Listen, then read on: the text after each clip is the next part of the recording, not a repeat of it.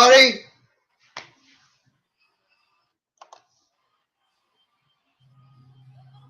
Hello, everyone, and of course, all points in between.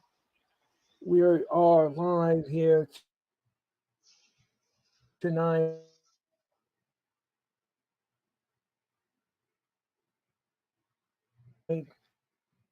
and of course, ladies and gentlemen, Now with the hottest show in the universe, the Wrestling Experience, with your host Earl Cole. Acknowledge me. Coming at you with all the dope shit, freshest WWE content, and also the AEW. You are now watching The Experience, the Wrestling Experience. Now with your host Earl Cole.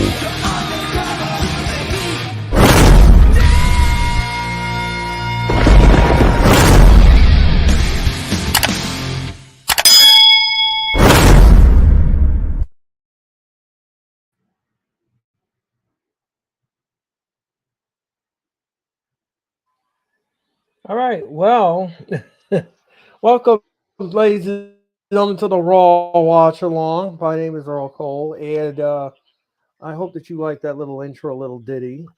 Anyway, ladies and gentlemen, tonight we are heading to Wilkes-Barre, PA. Wilkes-Barre, PA, ladies and gentlemen. And me and Jeffrey drove down to Wilkes-Barre today, and we chopped down a few trees. Yes, and getting ready for the Timber. yeah, we're getting ready for the winter, and we need to put a little log on the fire. Um, so tonight, ladies and gentlemen, we are heading to Wilkes-Barre, PA, and we're heading to Monday Night Raw and the fallout from Crown Jewel.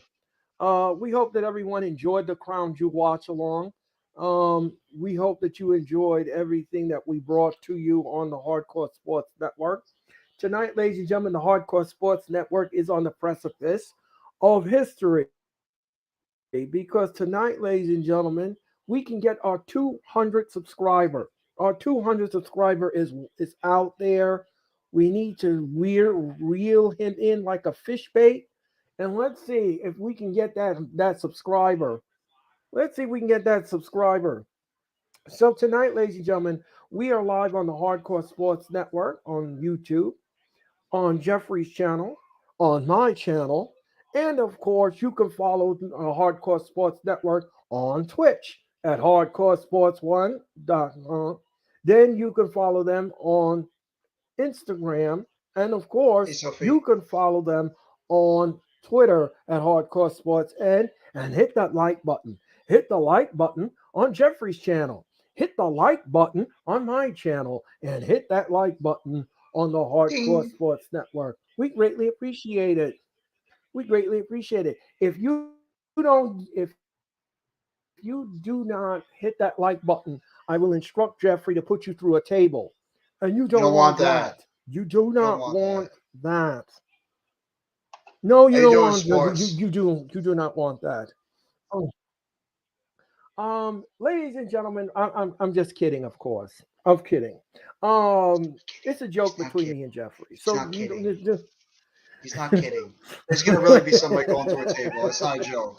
There's really gonna be somebody going through a table. Chad, Sports Coma, Sophie, and D. Hope you guys are having a great Monday. Thank you guys for coming by the Monday Night Watch Along. Like Earl said, Yes, we are and coming off. yes, and We, we are coming off the Crown Jewel pay per view, and we are on the road. We are in our car right now, and we are driving down that couple of week road to get to Survivor Series. We are on the road to what are we on the road to, Earl? It begins with a W, ends with an S, and it has or aim in the middle. what is war games? That's right. War games. That is Two right. rings, one massive cage, one Mm-hmm. floor configuration. Ladies and gentlemen, massive, massive setup. And it's Mm-hmm. going to house both men and women of the Mm-hmm. WWE. Absolutely. I'm excited. Rivalries will be finished. rivalries will be finished inside the War Games. And just who, is going inside these cages? We're going to find out maybe tonight, maybe Mm-hmm. next week on Raw, but we're going to find out eventually because Survivor Series is just 2 weeks away. Mm-hmm. Absolutely. Saturday night, the 26th of November, Saturday night, the 26th of the November. So don't forget, ladies and gentlemen, it's War Games for you here on the Hardcore Sports Network. Everyone in the chat, hello, how are you? Big And boy and Facts Johnny, how are you doing let me tonight? properly introduce my co-pilot. Let me introduce my co-pilot properly because he deserves it. This gentleman, ladies and gentlemen, has been on the Raw Watch-A-Long now. We've done almost 9 of these Raw Watch-A-Longs. And every time he comes on here, ladies and gentlemen, he brings it. Mm-hmm. Jeffrey is fantastic. As He is this is Jeff. knowledgeable. He is passionate. And he's a gentleman. Subscribe to his channel. Subscribe to him because he brings it home like nobody's business. Ladies and gentlemen, please welcome the one and the only Mr. Jeffrey Turner. Jeffrey, welcome to the Raw Watch Along. Man, you make me feel like a celebrity every single Monday night that you keep introducing me like that. I feel like I should be walking and getting my star on the Wall of Fame or something. I should be getting my star on the Walk of Fame or something. It's incredible. But I appreciate that, Earl. Thank you so much. It's awesome always to do these shows with you on every Monday night. And I'm excited. For the first time in many years, I'm actually excited for the lead up to Survivor Series because it's not going to be a boring as hell pay-per-view with no build, no excitement, no type of just lackluster type of build up together. We're actually going to get a legit show where it's going to be built around the War Games pay-per-view. That's why I'm excited because Triple H has taken this concept and he's revamped this pay-per-view and he's going to make it more exciting.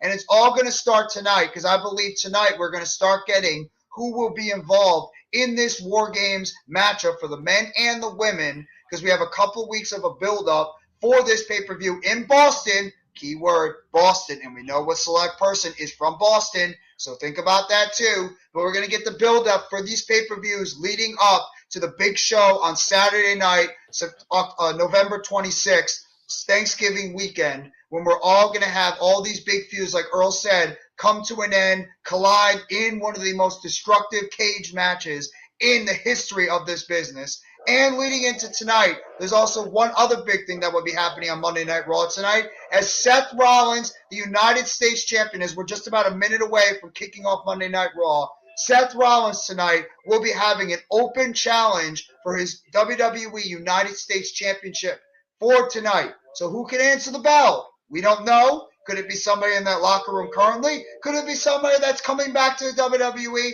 Could it be somebody that's coming back from injury? We don't know, but I'm excited to see what we have in store tonight for the fallout from Crown Jewel and the build-up to Survivor Series.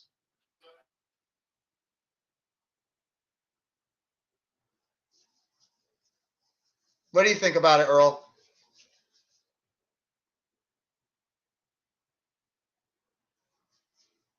I see my buddy is having a little bit of issues right now with his internet, but he will get that fixed in a matter of time. So we're just about to get ready for Monday Night Raw. The teleprompter is up there. The graphics are on the screen. Monday Night Raw is just about to kick off, and I'm curious to see what we're going to start out this show with.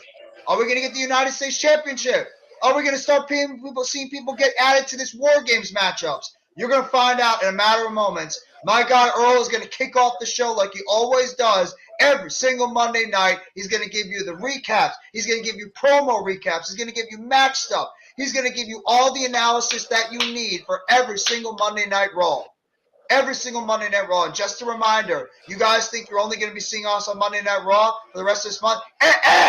You're going to be seeing us as well on Saturday night, November 26th, as Earl and myself, and maybe some guests along the way, we will be covering the WWE Survivor Series pay-per-view on Saturday night, November 26th. And my guy, Earl Cole, will also be live at AEW Full Gear. So make sure you guys give him a shout out. He's going to be at the pay-per-view. I might be covering that pay-per-view later on this month, so just keep your eyes open. But Monday Night Raw is kicking off. Earl, take it away, my friend. Let's see what's going to happen on this show tonight. Should be a good And one. of course, ladies and gentlemen, the Usos are heading. The, the Usos are heading to the ring as Monday Night Raw Interesting. kicks off. Interesting. Soa We're starting out with the Sequoia Usos. is coming. Yes, and Soa Sequoia. So we got the Usos and Solo Sikoa. They're going to be kicking off the show tonight for Monday Night Raw.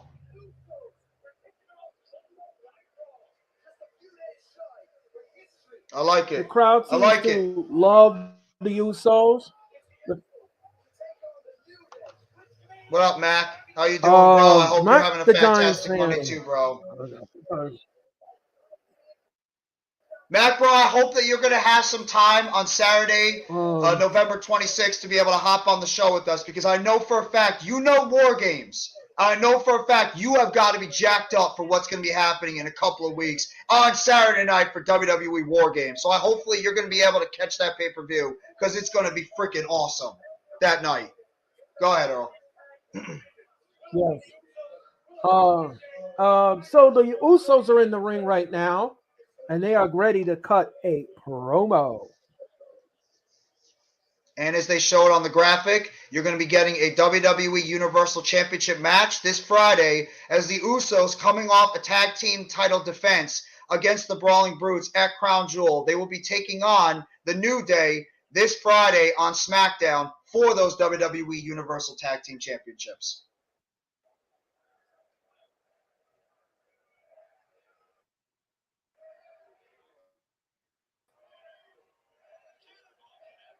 I have to admit, this is pretty freaking cool seeing all the Usos together. I love it. Let's see what's happening here.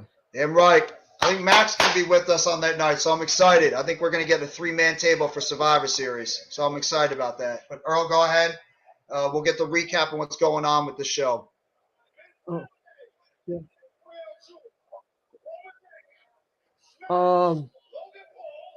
We smashed Logan Paul,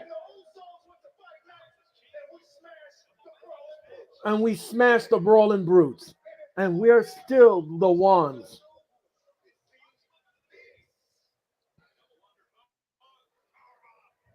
We see this. So now they're showing you on the Titantron how the show ended with the entire bloodline on the ramp and the pyro going off.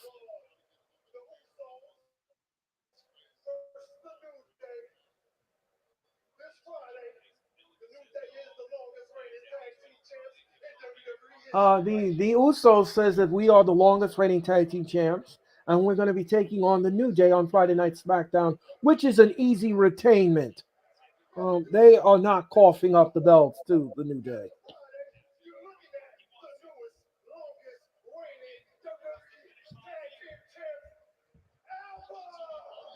He said, ever. You're going to see the longest reigning tag team champs ever happen on Friday Night SmackDown. I love seeing Solo Sikoa just sitting. And here comes the New Day. Oh, here we go. I know. Here comes the New Day.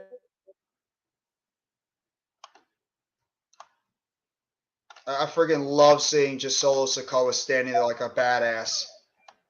Like a huge enforcer of the team. I love it. Yes.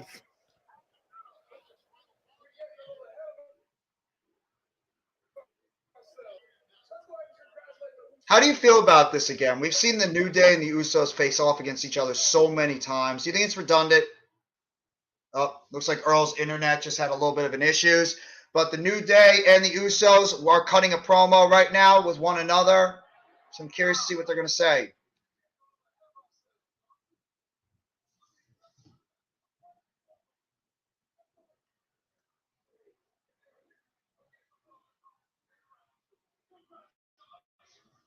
Kofi Kingston is congratulating the Usos on the win they had on this Sunday.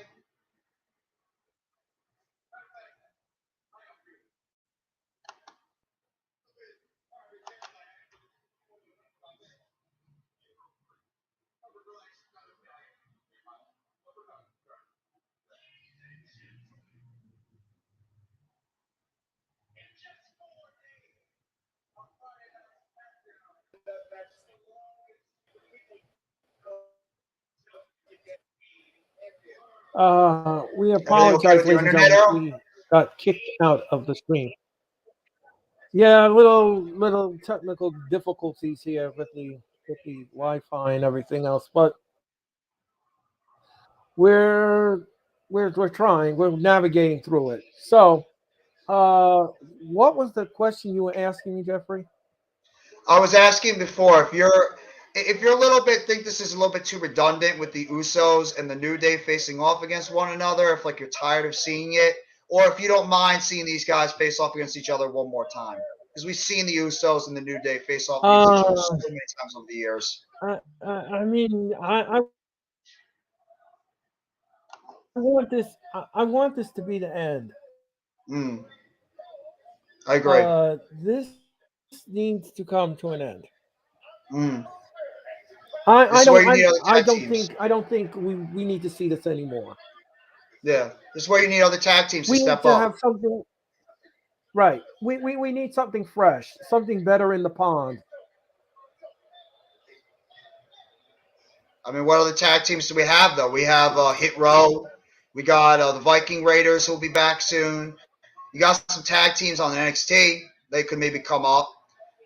So we got Alpha Academy, but they already won it. I wonder if they're just trying to save everything for Sammy and Kevin. By the way, your Wi-Fi just got a hell of a lot better right now, so that's good. I'm not sure. I'm not 100% sure here. Neither am I. Neither am I. What I do know is, what I do know is that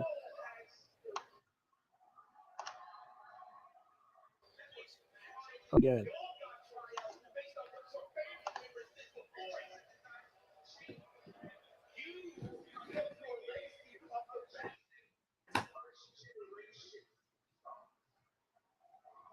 Oh, so they're talking about their legacy now.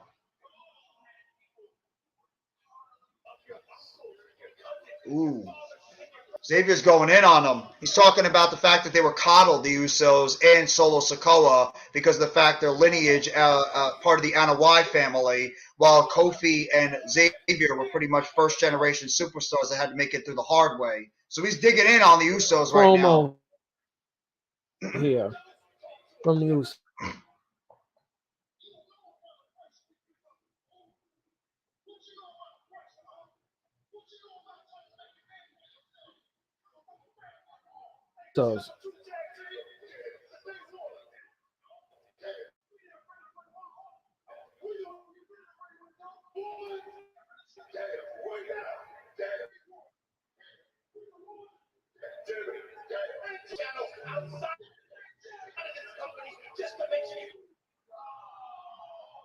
I freaking love that. When the Usos are serious, they are so damn good on the mic. Both of them. Jimmy and Jay are so good.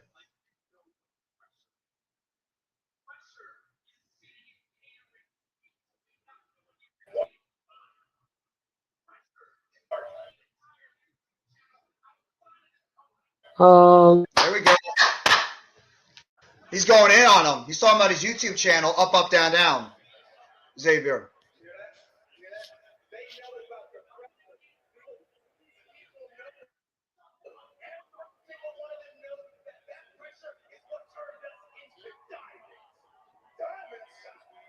Diamonds. He says that turns into diamonds. These guys, when they are serious, they are so good on the mic. When you get these two teams being serious, it is gold with the New Day and on the Usos. It's fantastic promo work by both these teams. I love it. I love when these guys are serious because they really know how to go on the mic.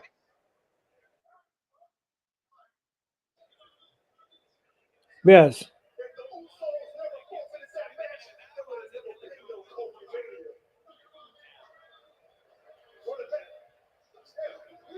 Now he's talking about his King of the He Ring. said, we gave you that chance. We gave you Kofi Mania. Yep, they did. Right. They're talking about the King of the Ring that Xavier Woods won a couple of years ago.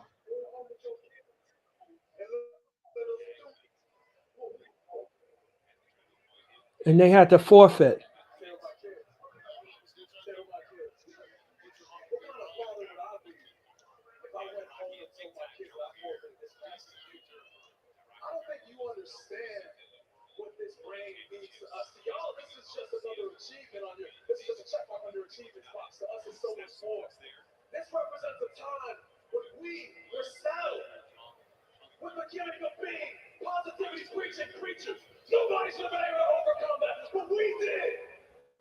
He said we were saddled with positive and preaching and all of that. It's like a direct shot at Vince McMahon. That's what it feels like. Yes, that's what it feels like. And the old management. And he said even management said that we suck. Yeah. Oh, I can understand why they would feel that way. Absolutely. He said we. Oh, now he's talking about they're elevated. talking about the fact that they elevated him. I love it. Did you in the It's getting process? personal now.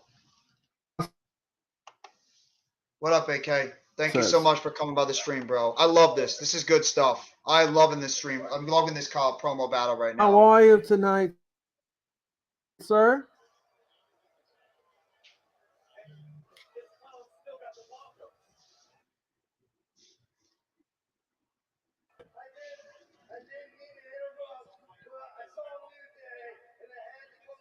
Oh, we got more people coming out now. It's Matt Riddle. We got Matt Riddle coming out now. So they're mixing in that bloodline and Matt Riddle stuff all over again. As we know, the bloodline is responsible for Randy Orton being out of action earlier this spring. So I like they're tying everything together now with this Matt Riddle situation. They're going back to Riddle and the bloodline.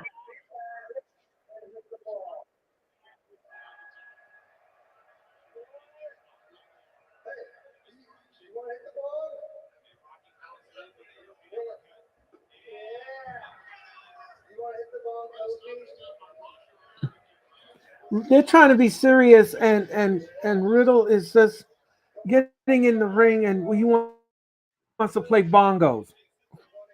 Yeah, I don't like it. I want Riddle to be serious. These are the guys that took out his partner.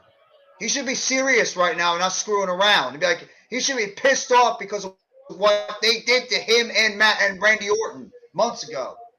I want to see this become more of a serious feud between these guys. Right. I don't care about the stupid bongos right now. I don't know why they did this to this segment. No, he's talking to Solo now.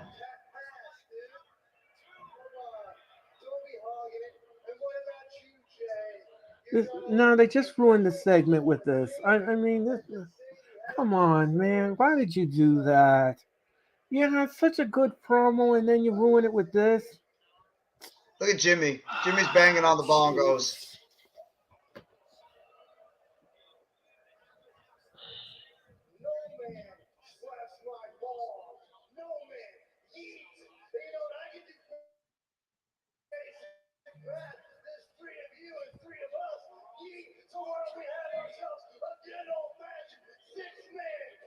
All right. So we're going to get a six-man Let's tag have a match six-man tonight. tag. All right. We're going to get the Usos and Solo Sikoa taking on Matt Riddle and the New Day in a six-man tag. I don't mind that. I don't mind that.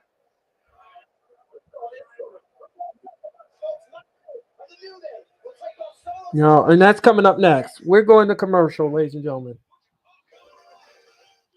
The segment was I just so wish good that they at the wouldn't have beginning. ruined it like that.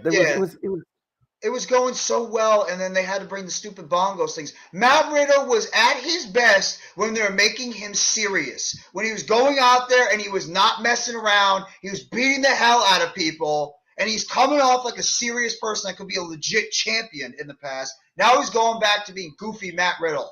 This is the crap that Bruce Pritchard would book these people in, or Vince McMahon. This is a Yeah. different Matt Riddle now. I get they're trying to go with the little thing with him and Elias, but I want the serious Matt Riddle back. I want the Matt Riddle that's going to go out there and he's going to kick freaking ass. He's going to go out there and he's going to be serious and take names out there in that ring. Now, I don't know if this is setting up for some type of return eventually with Randy Orton soon.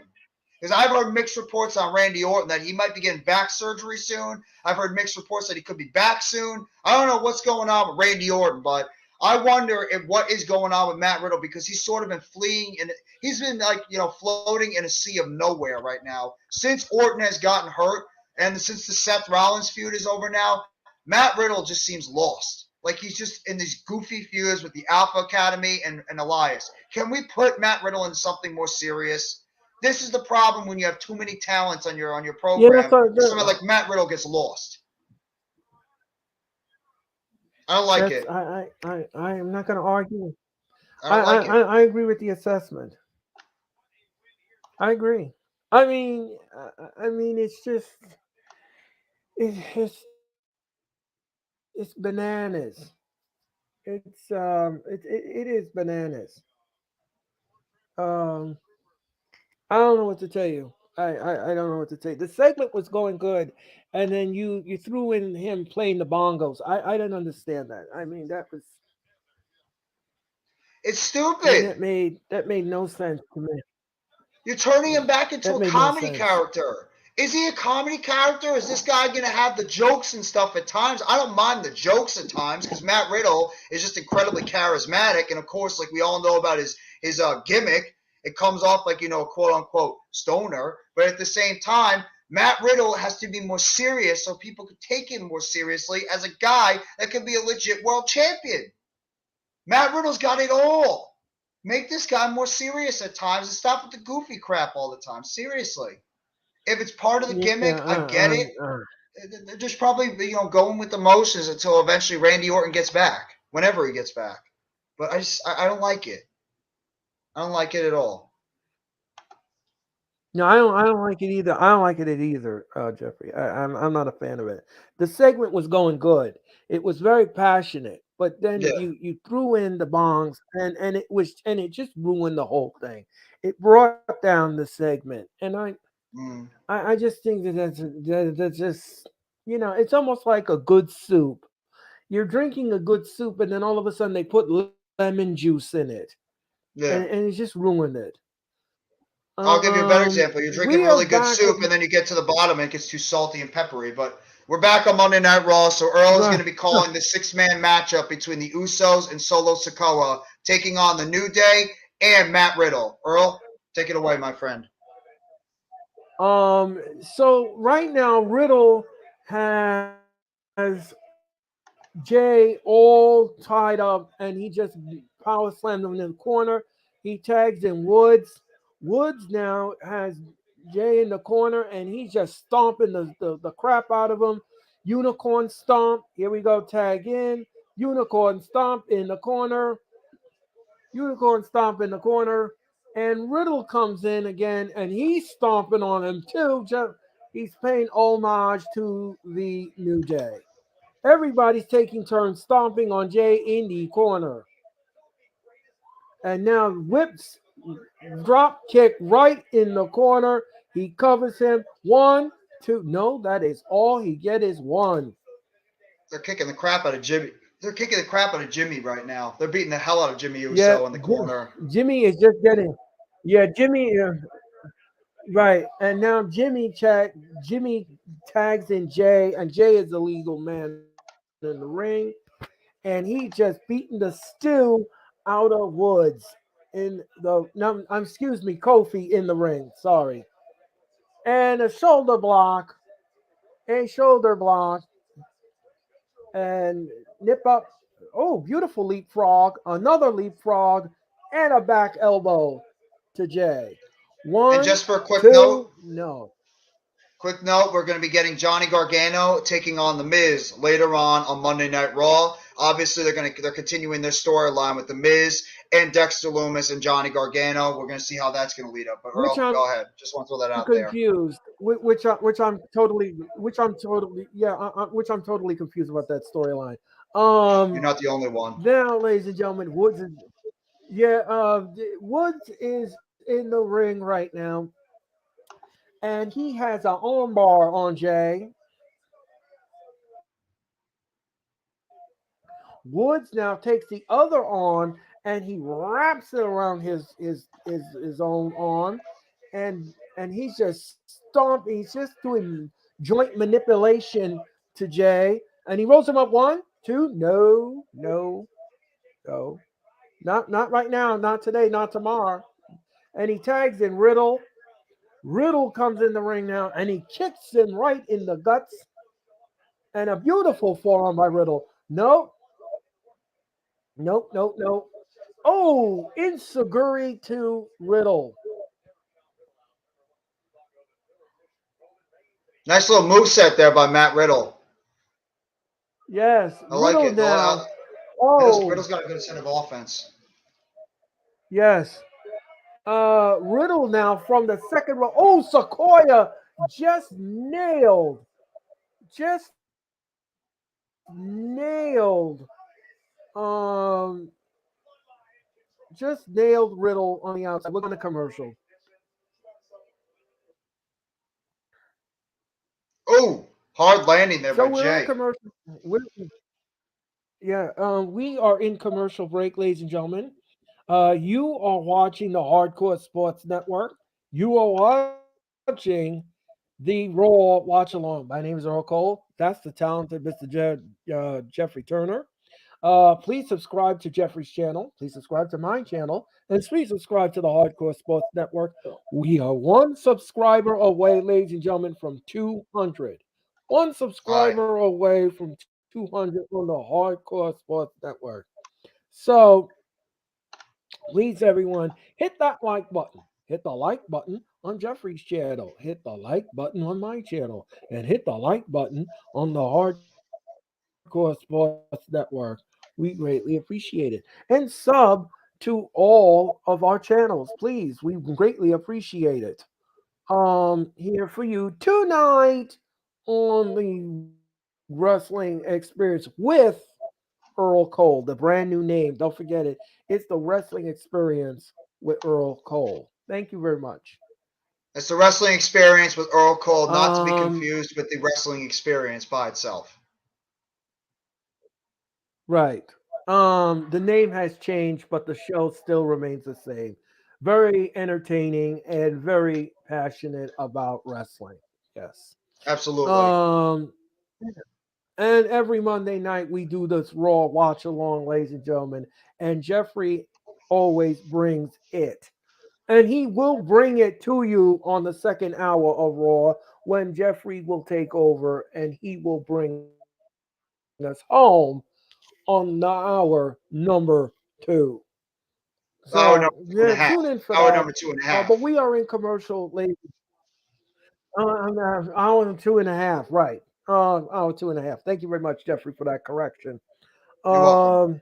So, ladies and gentlemen, thank you. So, ladies and gentlemen, like I said before, this is the Hardcore Sports Network.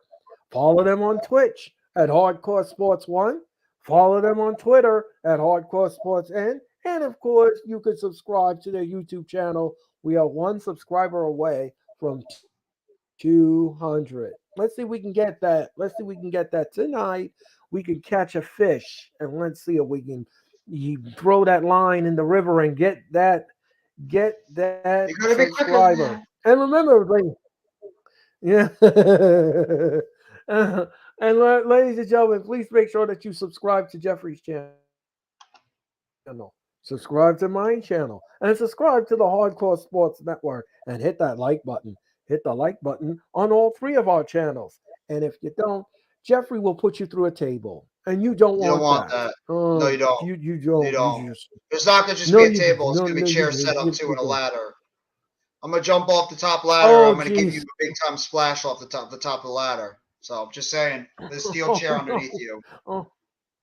Oh, no. You don't want that. You do not want that. No. It's not going to be fun. No, it won't. No, it won't.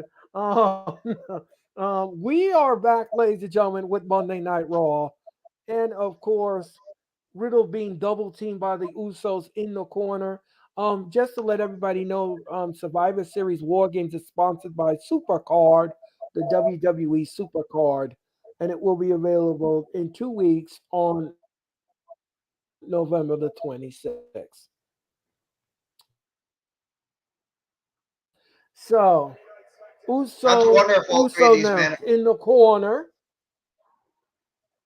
You have to wonder if all 6 of these One, men might be two, involved in some type of War no. Games match. I wouldn't mind it. I I mean, wouldn't the New mind it. Day doesn't really have any place, though. I mean, I guess if you want to throw them in as a last-second thing, if you plan on throwing the Bloodline into this game in this match, but in terms of the other people, absolutely, they all fit. Obviously, the Bloodline. If you're gonna, it's a question of with the men, who is going to be in this War Games match? Is it going to be the Judgment Day or is it going to be the Bloodline? That's the question right now with the men. Which faction is going to be Yeah, featured in the War Games? right. And which feud will come to a final conclusion in the War Games? Absolutely, absolutely. That's a great question. That is a great question because sooner or later we will have to move on and we will have to create something new and fresh for the audience. Um, right now there's a tag in the ring. Jay Uso is the legal man in the ring, and he just super kicked Riddle right to the gut. And Riddle is down in the corner, and he's in the wrong part of town. Now I'm becoming a bigger fan of Solo Sikoa every time I see this dude. He's just got the attitude, he's got the look, he's got like those facial expressions I love. He's a good wrestler. He's solid as a promo. I'm really, really just becoming a bigger and bigger fan of Solo Sikoa.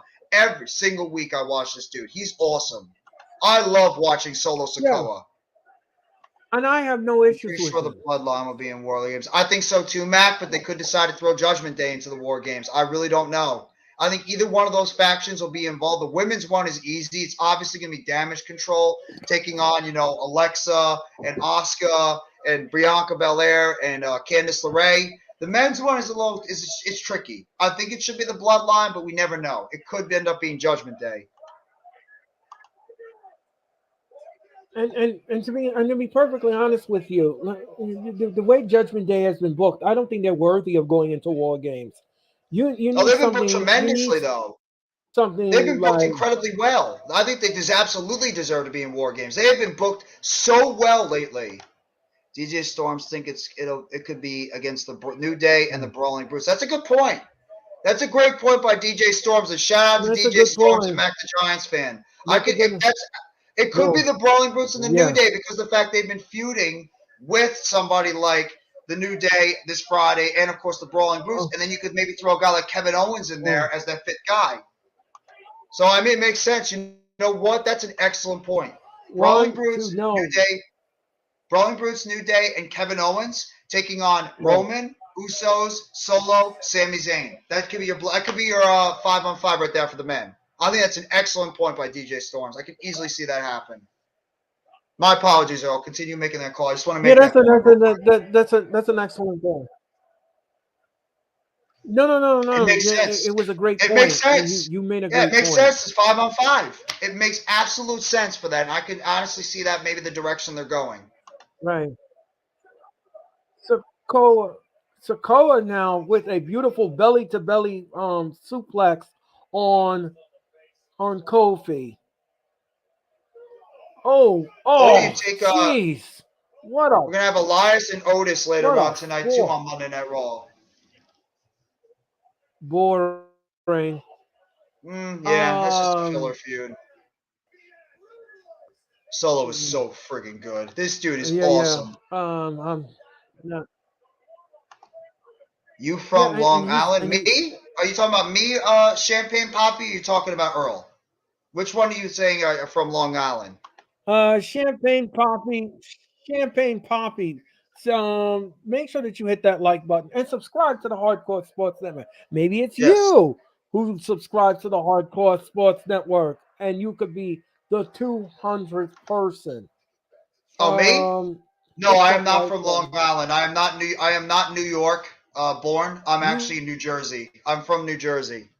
Champagne Poppy is actually one of my subscribers that I have. He's a big Nets fan like me, so he comments on a lot of my Nets stuff that I have. He's been an incredible supporter for me since I've been doing like the Nets content. But yeah, Champagne Poppy, we really appreciate it. If you could sub up to the Hardcore Sports Network, there's going to be some Nets content going on future. There's going to be some football content. So thank you so much for coming by the live stream, man. We really appreciate it.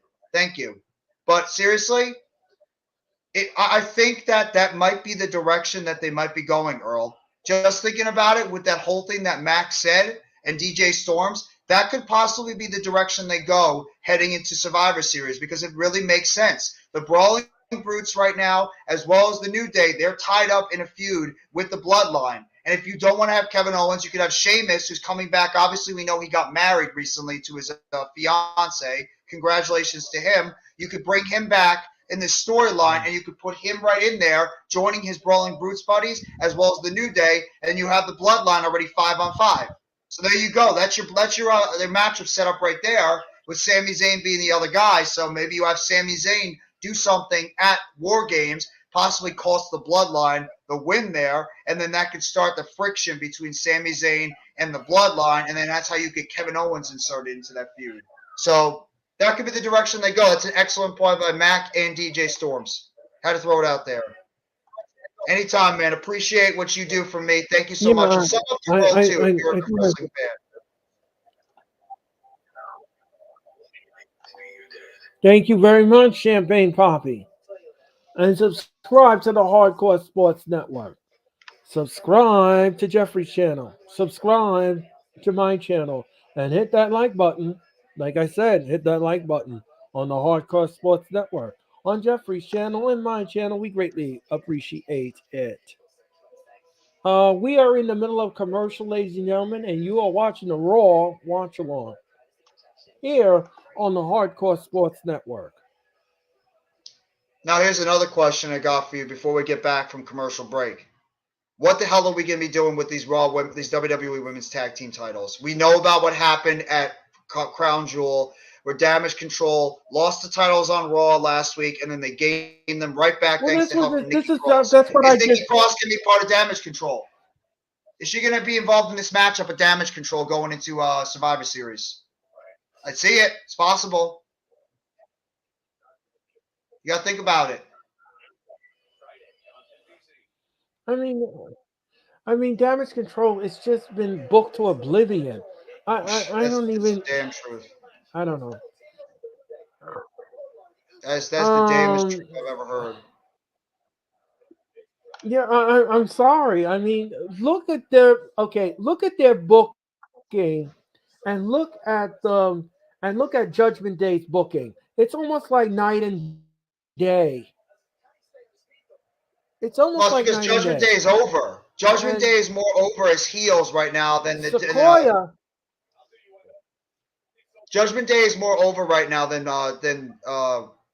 Damage Control. That Judgment Day's got people that are incredibly over. Plus, they're booking that group incredibly strong. Yes, consistently.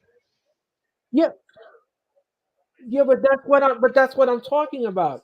They made it look like the Damage Control was a strong female faction, and what we got instead is a big flop disappointment. Yeah. So that's the damn truth. I'm just like I'm just like, what in the world are we doing with this? I mean, they're buried. I'm sorry. Kingston right now is being tagged. No, 2 count only. Woods is going to get involved, but the referee says, no, you got to stay on the outside. It's a nice little tag team or a 6-man match Open we got challenge here. for Rollins, United States. Yes. How much do you want to bet that it's going to be Mustafa Ali that's going to answer that question? I think it's going to be Mustafa Ali that's going to answer that challenge. I mean, isn't it obvious? Yeah, it feels like it's going to be Mustafa Ali because they've been feuding. It makes too much sense. Right. And Rollins can just swat him away. Swinging DDT by And Sequoia is down. Kofi's down. And he's tags Riddle. Riddle's legal. And Jimmy and Jay now are in the ring together, and Riddle is taking care of both of them. That was actually a pretty nice sell there The only by thing I don't Solo on want to that see in this DDT. match is yes. The only thing I don't want to see is don't pin the champions, please. No. I don't think Please don't pin the they're getting champions pinned. because I don't think they're getting pinned. please don't do that. I don't want to see that. And Jay now trying to fight off Riddle, but it was to no avail. Oh, Senton, another Senton kick. Oh, kick right to the cheek. Pele kick to the cheek, and look out, Beautiful. power bomb. Man, look at these moves. Look Oh, at this beautiful incredible move moveset right. here. What an 1, incredible moveset by 2, Matt Riddle.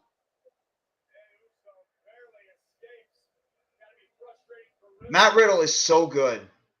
I love watching this guy wrestle because he's unique.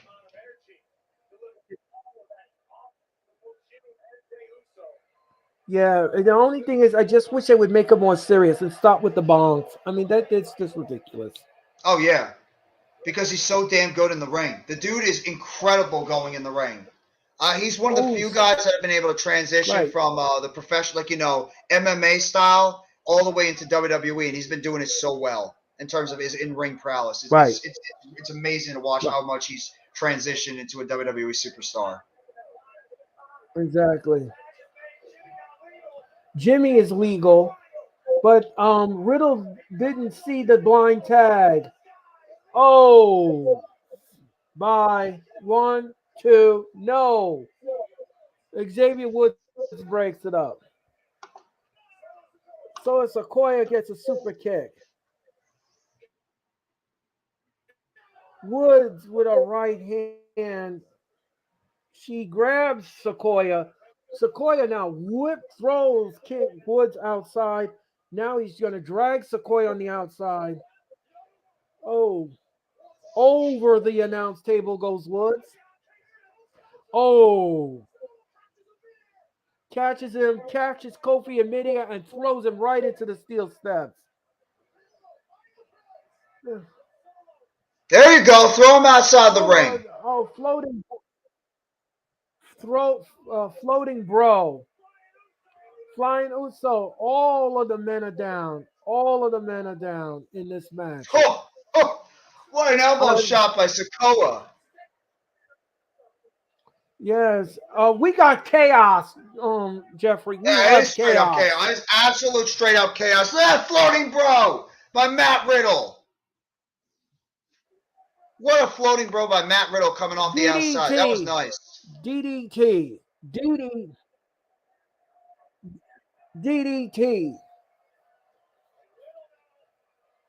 Jimmy's trying to get his little brother in there. OKO. Sequoia. Oh, goodbye to Riddle. 1, 2, 3. Bloodline win. Oh, yeah, the right guy had to be pinned. It had to be Matt Riddle. It makes sense. Yep. Nice blind tag there too by I would love to see a Solo Sikoa match against Matt Riddle. That would be friggin' awesome. You seeing those two guys go against each other. There he is. Yep, that spinning Uranagi slam. Yep, there it is. Good job by Solo Sikoa on the bloodline. The right guys won. And get more wins for Solo Sikoa. He's the guy right now that you're continuing trying to build up in the bloodline. So the right guy got the victory, and the right guy got the pin. So I agree 100% with what happened in that matchup. If Vince was still running things, Solo Sikoa would still be in NXT. Yeah, absolutely. Vince actually wanted to try to bring Solo Sikoa up way sooner than he was ready because he wanted to just throw him up there because of the fact his brother and his cousins are there. So I'm happy they at least kept him in NXT for a little bit longer, and then they eventually decided to bring him up to the main roster when he was a little bit more ready in season. And now look, he's absolutely transitioned so well on the main roster with the bloodline. It's like he's been part of this roster for years. That's how good Solo Sikoa has Right. been. Right. Yes, and he blends well in with the. Yeah, he blends right in perfectly with his brothers and his cousin. I love seeing this. I love seeing what Solo Sikoa and the Usos are doing together with Roman and Paul Heyman. They fit so well as a group. It's just such great chemistry between the five of them. I love seeing it. Or six of them, I mean. Six of them are just incredibly well blended together.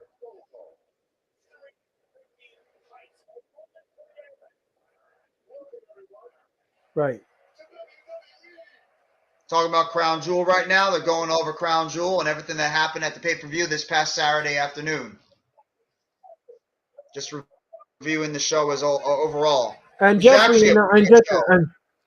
and Jeffrey, yeah, Jeffrey and I we enjoyed it. The only thing that the booking was weird was Damage Control. That was the only thing that was weird on the show. But other than that, um, just to let everybody know, that match with Bobby Lashley and Brock Lesnar, DJ Storms pointed out on his show that Bobby Lashley's shoulders was never pinned to the mat. Nope. About that, I didn't see it. I thought his shoulders was down, but He's absolutely right. He's absolutely right. Bobby this Lashley's match shoulders were never pinned down in this matchup.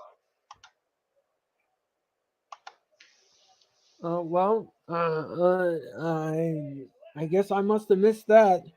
Um,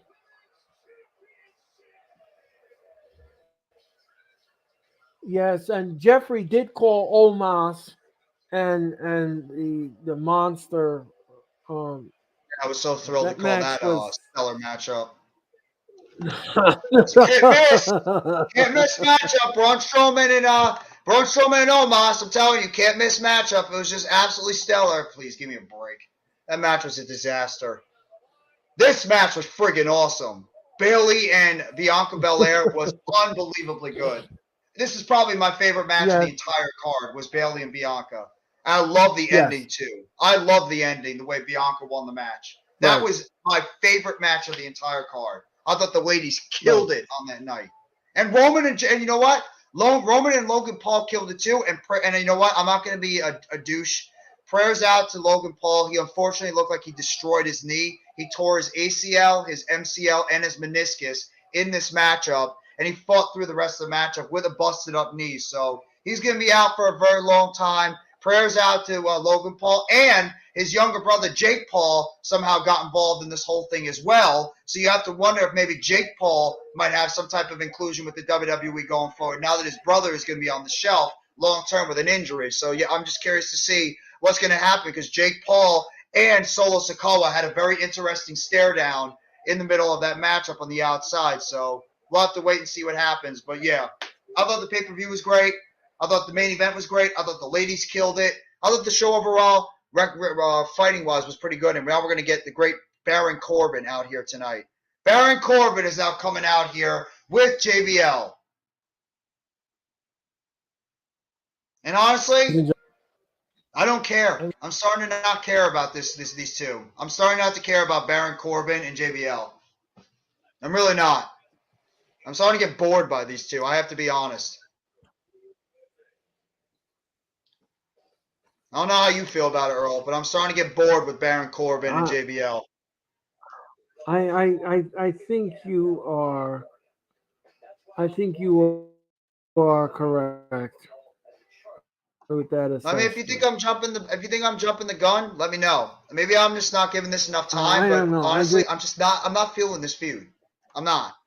Hopefully, I'm wrong because I want to see this feud go pretty well because I think both of them have potential. It's just this feud. I'm just not feeling it overall. Easily the best ever Crown Jewel event. Absolutely. Not even close. This was by far the best Crown Jewel event. The build-up sucked. The build-up was horrendous, but the show itself was great. The in-ring action was great. Everything about that, there was really no bad matchups. I mean, even Braun and Omos, which were everybody's crapping on that match. It wasn't like, god awful. It wasn't great, but it wasn't like god awful overall. No, I Lashley mean and I'll be honest, Leslie and Lesnar was okay. Lesnar and Lashley was okay. Everything else was great. yeah. I think Omos and Braun Strowman were the match tolerable. It No, wasn't it no, wasn't something I want to see again. Not on my lifetime. no. Please God Um, be over. no, no. Do I want to see it again? No, no. No, just be over. You did it. You did it at Crown Jewel. One, It's one, out of the way. one. And be Right. done with it. That was probably Omos's best match, but not saying too much. Yeah. Yeah, it was. That was probably the best match he's ever had, and let's just be real, it wasn't that great. That's more of a credit to Braun Strowman. Braun Strowman's actually coming into WWE. Since he's come back, he's actually not been that bad. Braun Strowman has actually not been that bad in the ring overall. Just I want to know how long they can go with him because he does have a very small ceiling in terms of his where he can actually go. But Braun Strowman's actually been a good acquisition. Right.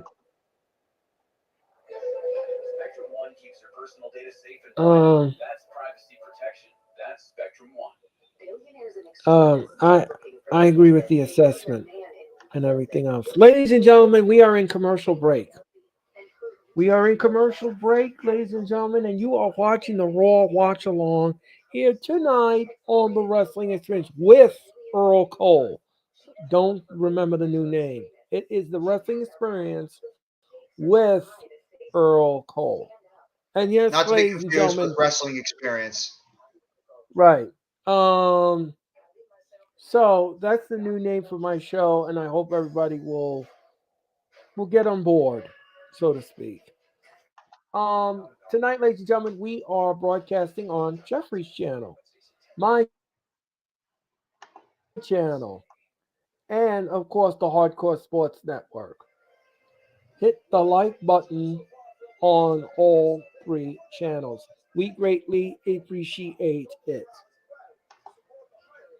And if anybody wants a quick update on the Monday Night Football game right now, I'm actually watching it in commercial. Right now, the Baltimore Ravens are currently leading the New Orleans Saints by the score of 7-0. The Saints have the football, and it looks like they just picked up a first down on a pretty horrible pass to Kamara, but he made a nice one-handed catch, really nice one-handed catch. So just want to give that quick Monday Night Football update for the fantasy football and football fans out there.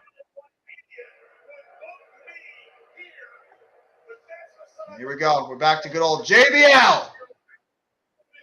JBL says he doesn't know why somebody would book him in this terrible dump known as Wilkes-Barre, PA.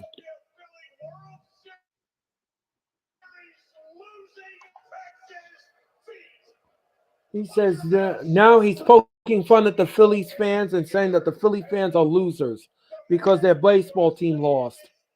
I can't disagree with him on that one. That was very happy. That was a very, very happy moment when the Phillies lost.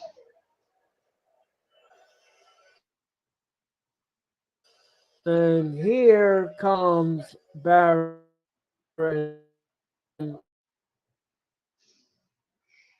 Corbin.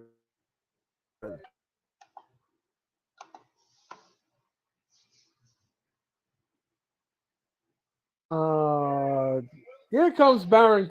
I don't know about anybody else, but where is this gimmick going? They're trying to make Baron Corbin into the next modern day JBL. That's what they're doing. They're trying to make Baron Corbin into the modern day John Bradshaw Layfield. That's the whole point of this gimmick. The size, the look, somewhat the charisma. They're trying to make him the next John Bradshaw Layfield. And right now, to be honest, it's not going anywhere. Because this seems like the crowd doesn't care. It seems like that the booking is just very all over the place. I like JBL. JBL gets crapped on a lot. I have always liked JBL, but I just don't know where this is going. Yeah, I really don't know where Baron Corbin is going with this one. They're trying, though. I'll give them credit. They are trying hard to get Baron Corbin over as a heel, but I just don't know if ultimately it's going to work. And Corbin now is set to take on Cedric Alexander. Tuh. Wow, poor Cedric. Um, they just booked Cedric as a jobber. I mean, Can you put him back in the Hurt that's Business, please?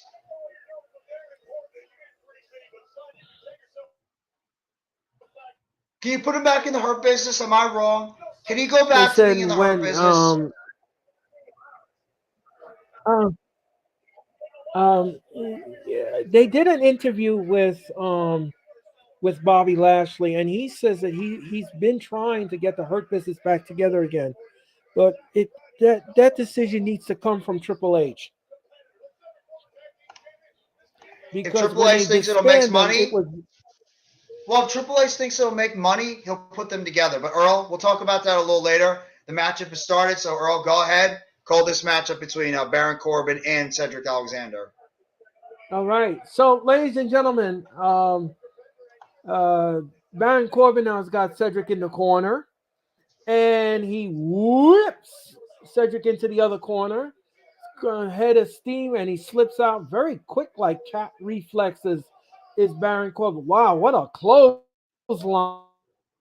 2-0. Wow, what a clothesline he gave Cedric, and Cedric sold it well. Spin cycle clothesline. Wow, very vicious clothesline. Um, Shelton Benjamin versus Austin Theory tonight on Raw. Wow, Oh, Shelton Benjamin is going to be on Raw. That's getting the Hurt Business guys are on Raw at least. That's a shocker. right. Beautiful drop kick by Cedric Alexander. And of course, ladies and gentlemen, he's going after Corbin. Oh, insecurity to Corbin. Corbin goes to the outside. Cedric is on the speed and no, and then he's beating the stew out of Corbin. Corbin wants no part of Cedric Alexander.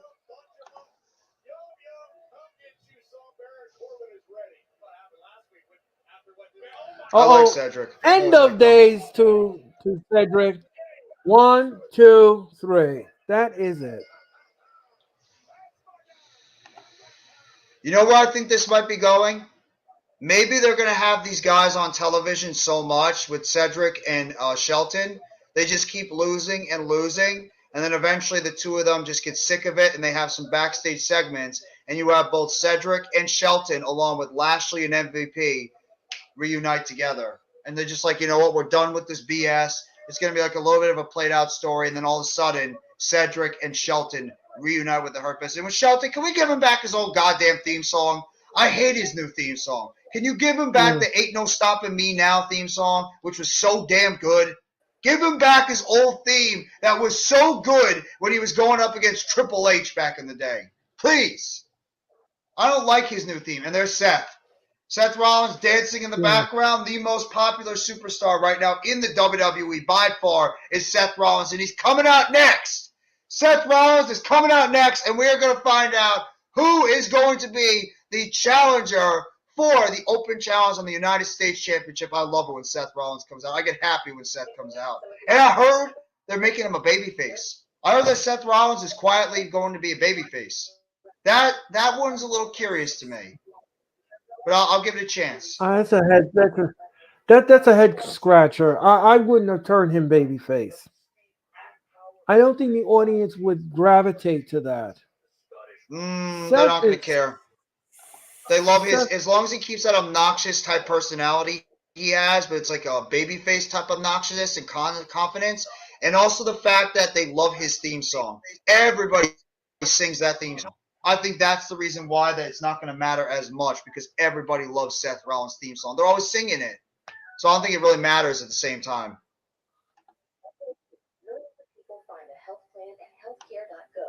I wouldn't change him, but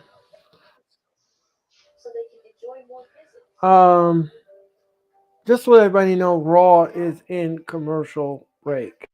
And you're watching the Hardcore Sports Network. I'm gonna step away from the computer computer for a second. And if we do come back live, Jeffrey will take you on the journey of Raw. And when I return, I will return with the Raw watch along. So it's almost 9 o'clock. This is the hour that Jeffrey will take over.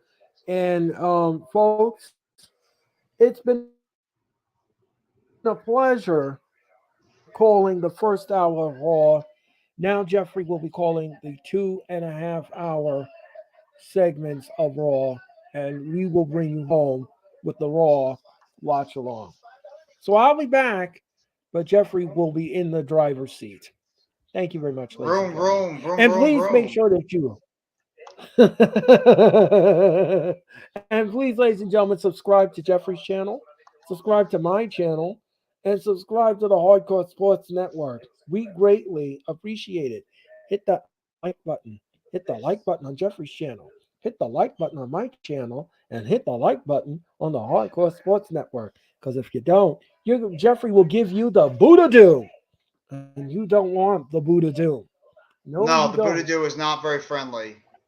No, you don't want it. So I'll be back, ladies and gentlemen.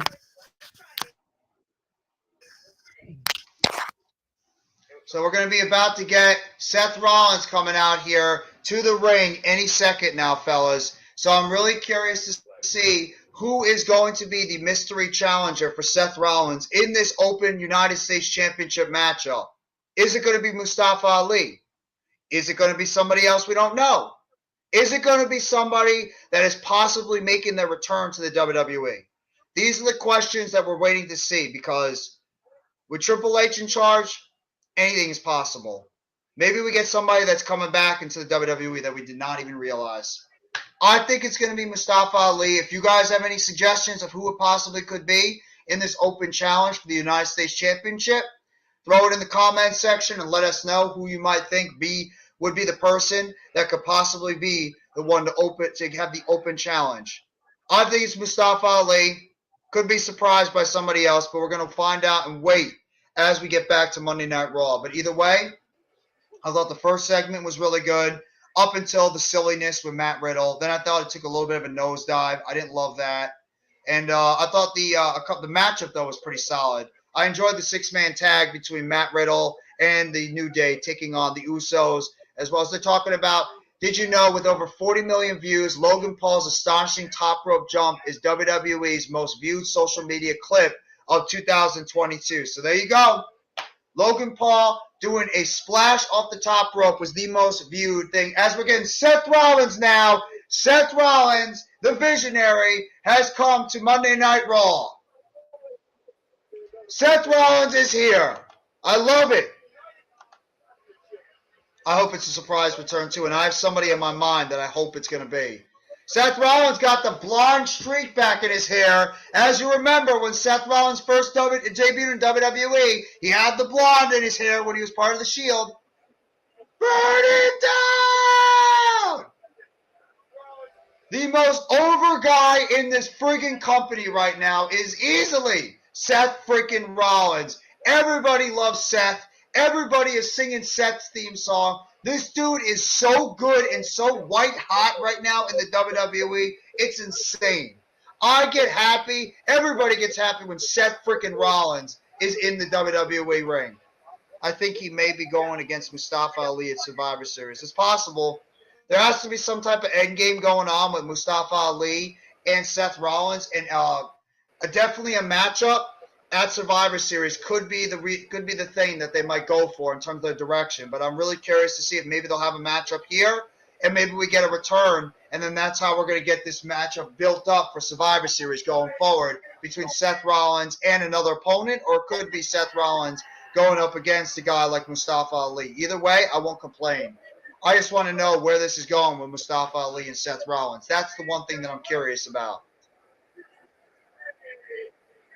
And the crowd is just absolutely friggin' singing this theme song. I think they did slowly turn him babyface. Because he's acting like a babyface right now. He's not acting like a heel. He's acting like a babyface.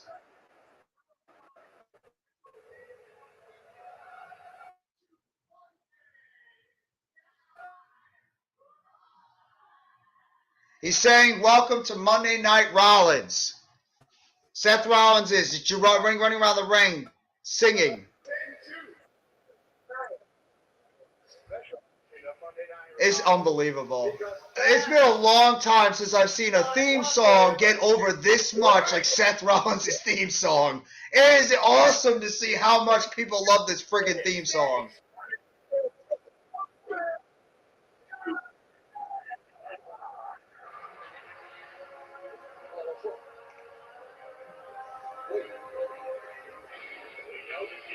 Hey, what the hell? It's the Judgment Day. The Judgment Day's coming out.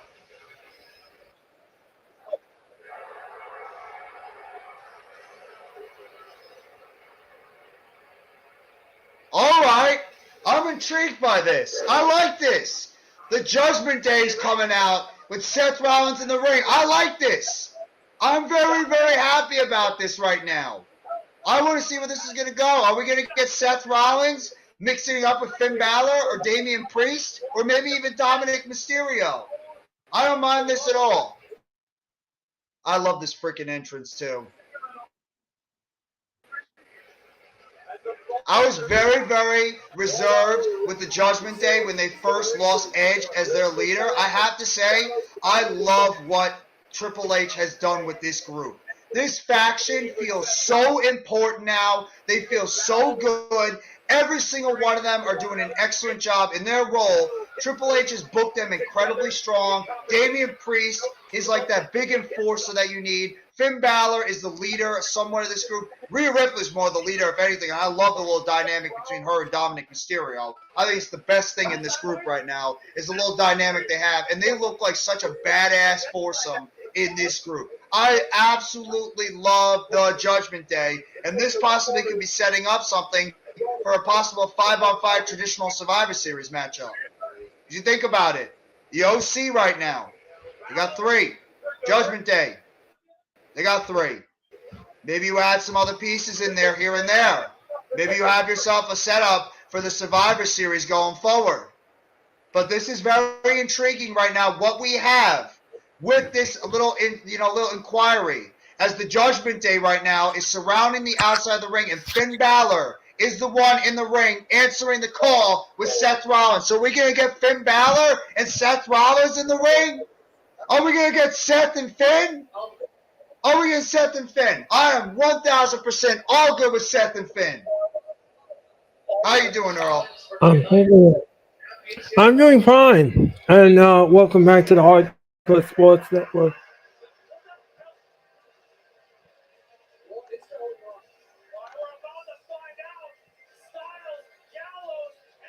The OC is coming out, ladies and gentlemen.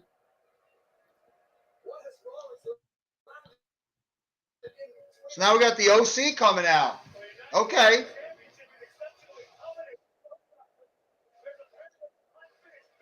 So now we got the OC, Styles, Anderson, Gallows mixing it up with Seth Rollins, and you got the Judgment Day out there too.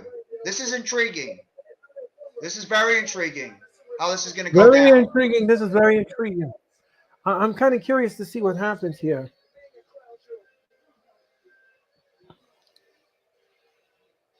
This could be leading to a possible Survivor Series matchup, a 5-on-5 matchup, maybe 4-on-4. Maybe you have a 4-on-4 matchup upcoming.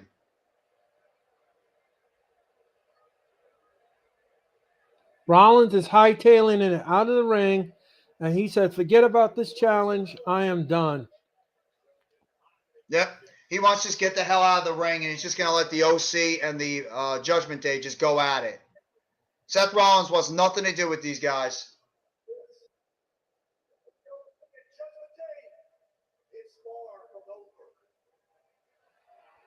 There you go. It says this is far from over between OC and Judgment Day, which we all expected.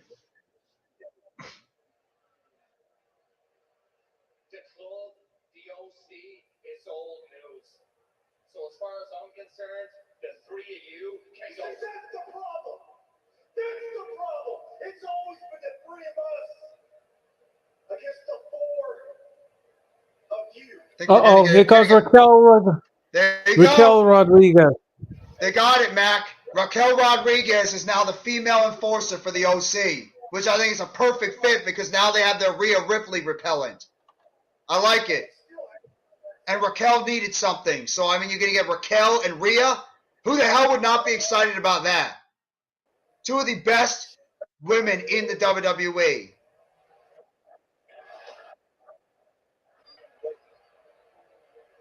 Wait, who is this?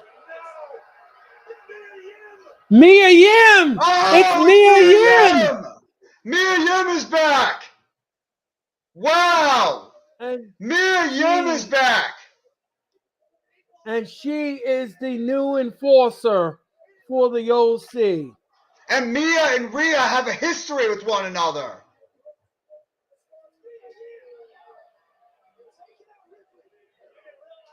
Mia Yim and Rhea Ripley have a history with one another. So I like it. There you go. There's your fourth member of the OC. Mia Yim has joined the OC. And now we got 4-on-4 Bloodline. You got Judgment Day and the OC. I like it. And Mia Yim is just clocking the hell out of Rhea Ripley with a candlestick.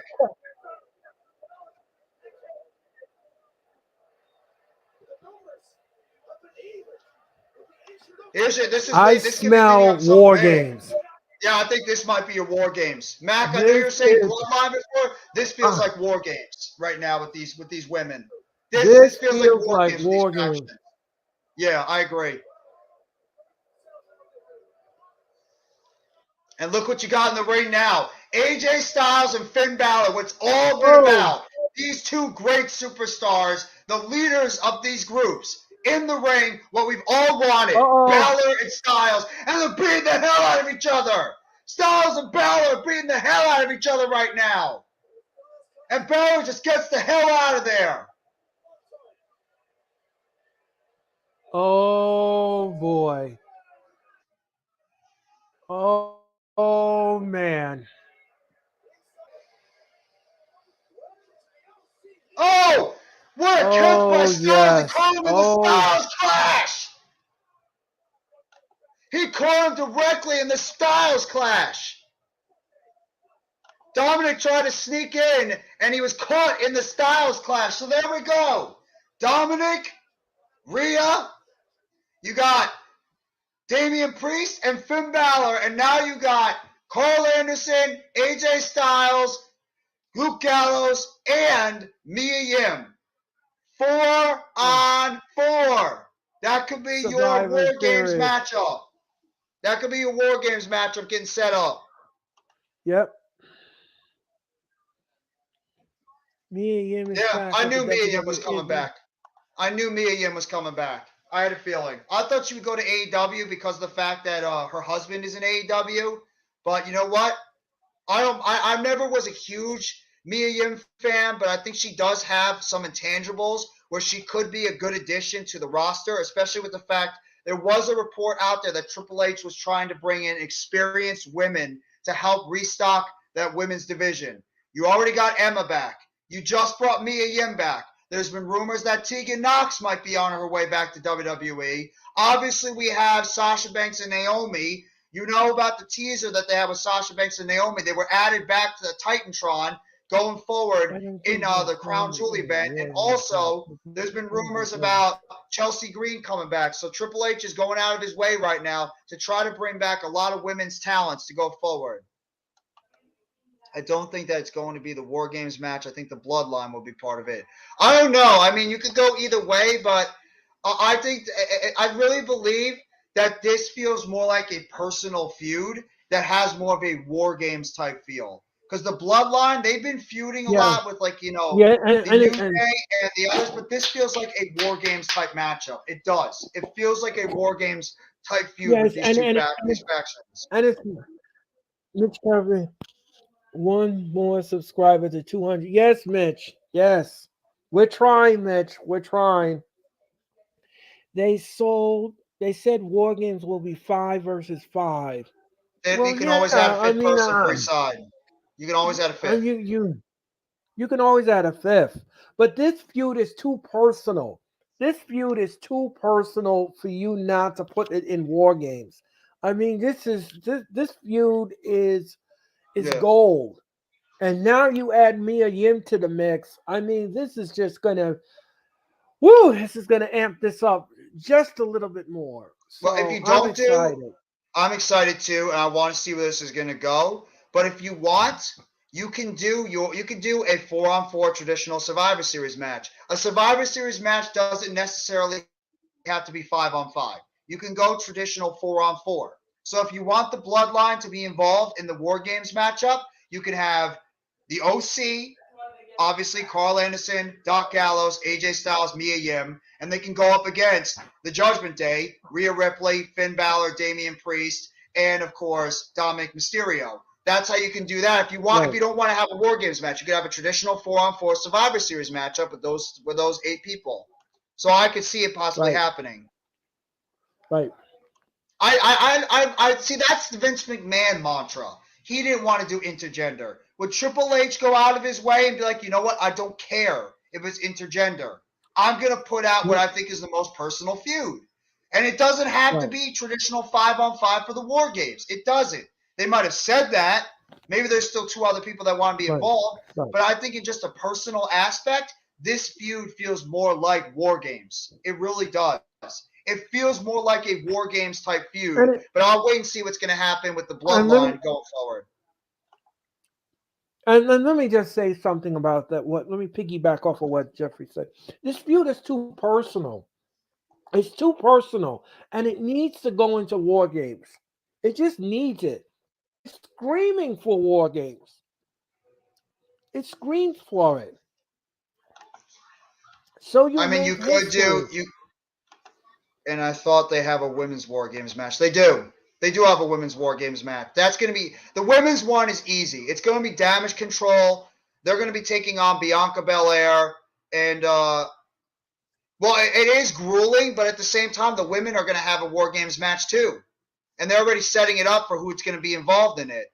They're going to have Io Sky, Dakota Kai, Bayley, and maybe Nikki Cross. That's your 4 right there, and then on the other side, you got Bianca Belair. You're showing the commercial for War Games right now. You got Bianca Belair, Alexa Bliss. You got Asuka. You got Candice LeRae. And maybe if you want to throw a 5th one in there, maybe you have Tegan Nox because of the history that her and Dakota Kai have. Maybe you have somebody else like a Becky Lynch come back.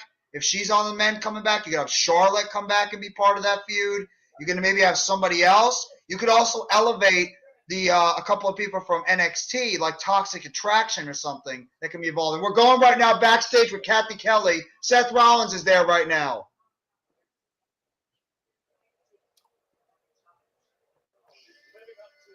And here comes the Alpha Academy. Jeffrey, take it away.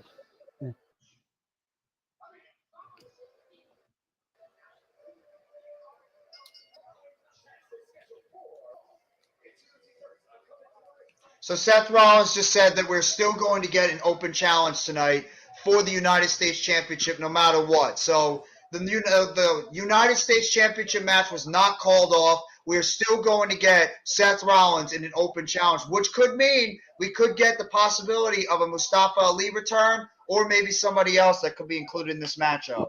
So we'll have to wait and see what happens. Right. As Alpha Academy is now coming to the ring as we speak. Right. Will that be the main event? I'm not sure. Possibly. Austin Creed must be happy that all his friends that got released or were part of the up, up, down, down are back. Well, I mean, it's still I still don't see Tyler Breeze. I mean, Fandango was part of it. Cesaro was a big part of it. So there are some people that are currently either not wrestling right now or they're currently, in some other place. But yeah, at the same time, there are some intriguing characters that have returned back to WWE. That to Triple H release. So, but there you go. Triple H making it happen again. Triple H, the man that's bringing back all these people that were wronged by Vince McMahon in the old administration. We brought back another one. Mia Yim is now back with the WWE, and she has been inserted right into this feud with the OC and Judgment Day. So, and it makes sense too because they have personal history between Mia Yim and Rhea Ripley. If you watched NXT years ago, Those two have personal animosity against one another, so it makes sense when Rhea Ripley was the champion at the time. Right.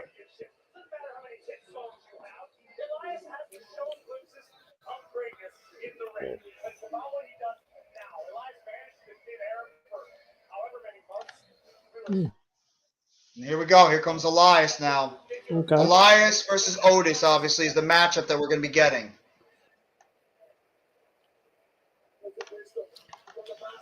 Do you really care about this match? I don't think so. I mean, I like Otis. I have to be honest. So, I like Otis a lot. I think he's really improved in this gimmick. He's sort of, coming to his own in this gimmick, so we'll have to wait and see. There was a rumor that Raquel was going to be with the OC. Must have other plans for her. Must have other plans. I don't know if they're going to bring back Tucker. I heard there was like something going on with Tucker, like something very negative behind the scenes that maybe Tucker might not be coming. Plus, it seems that Otis is really blended in incredibly well right now with Chad Gable. So I don't know if they want to split these two up. They seem to have blended perfectly as one another. So I think that maybe it'd be a bad idea to split up Otis and Chad Gable. I don't know what's going to happen with Tucker. But, yeah, I miss Heavy Machinery. I like them in NXT. But Tucker really doesn't bring a lot to the table. I have to be honest. Tucker's just there. No. But you never know. Right. You never know. Oh, thank you! Tucker was the weak link. And Tucker was the weak link of that team anyway. Yeah, see, Mac just says it right there. Tucker was a douchebag in the locker room. Yes, you don't want to bring back somebody that's a negative influence in the locker room. So Otis doesn't need it. Otis is looking better than he even was in Heavy Machinery. Absolutely. Right. Get well to R-Truth. He unfortunately tore his quad in the NXT matchup against Grayson Waller this past Tuesday. So prayers out to our guy, R-Truth. Hopefully he's going to have a very speedy and good recovery. I've always liked R-Truth. Stand-up guy. Elias picks up Otis. Oh, Otis falls right on top of Elias. My apologies. I haven't been calling the match, so I've just been distracted with other things going on. Otis just falls right on top of Elias. And Otis now off the back ropes. And Otis is going to do a big elbow drop right onto the gut of Elias in the middle of the ring.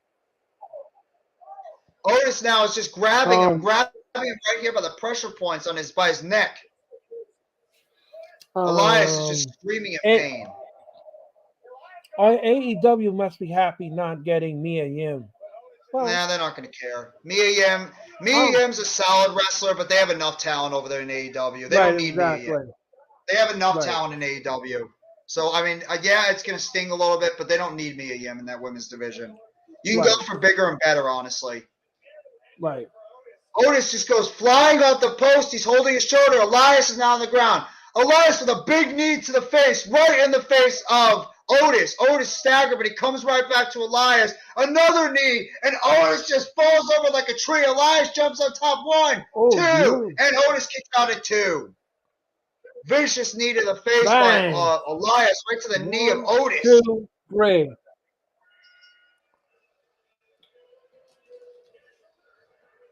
Elias is now going to the top rope. Elias going to the top rope, looking for that elbow drop right now. Chad Gable with the distraction. Elias hits him with the knee on the outside. Otis now grabs him, smacks him in the back of the head. Otis picks him up, and there's a world strongest slam by Otis. 1, 2, and Otis wins the matchup with the distraction from Chad Gable, and the Alpha Academy picks up the victory. Yes, sir. It is going by fast. But notice how the audience is not into it. Did they cheer? I want to ask, did they cheer when Mia Yim came back? Because I have the TV muted, so I don't know. Yes. They cheered a lot because I don't know if the crowd, how familiar the crowd is with Mia Yim. Because she was more NXT than anything. They were surprised. I want to see how they book her going forward, too. Here we are backstage. Got the Judgment Day backstage with Byron Saxton right now.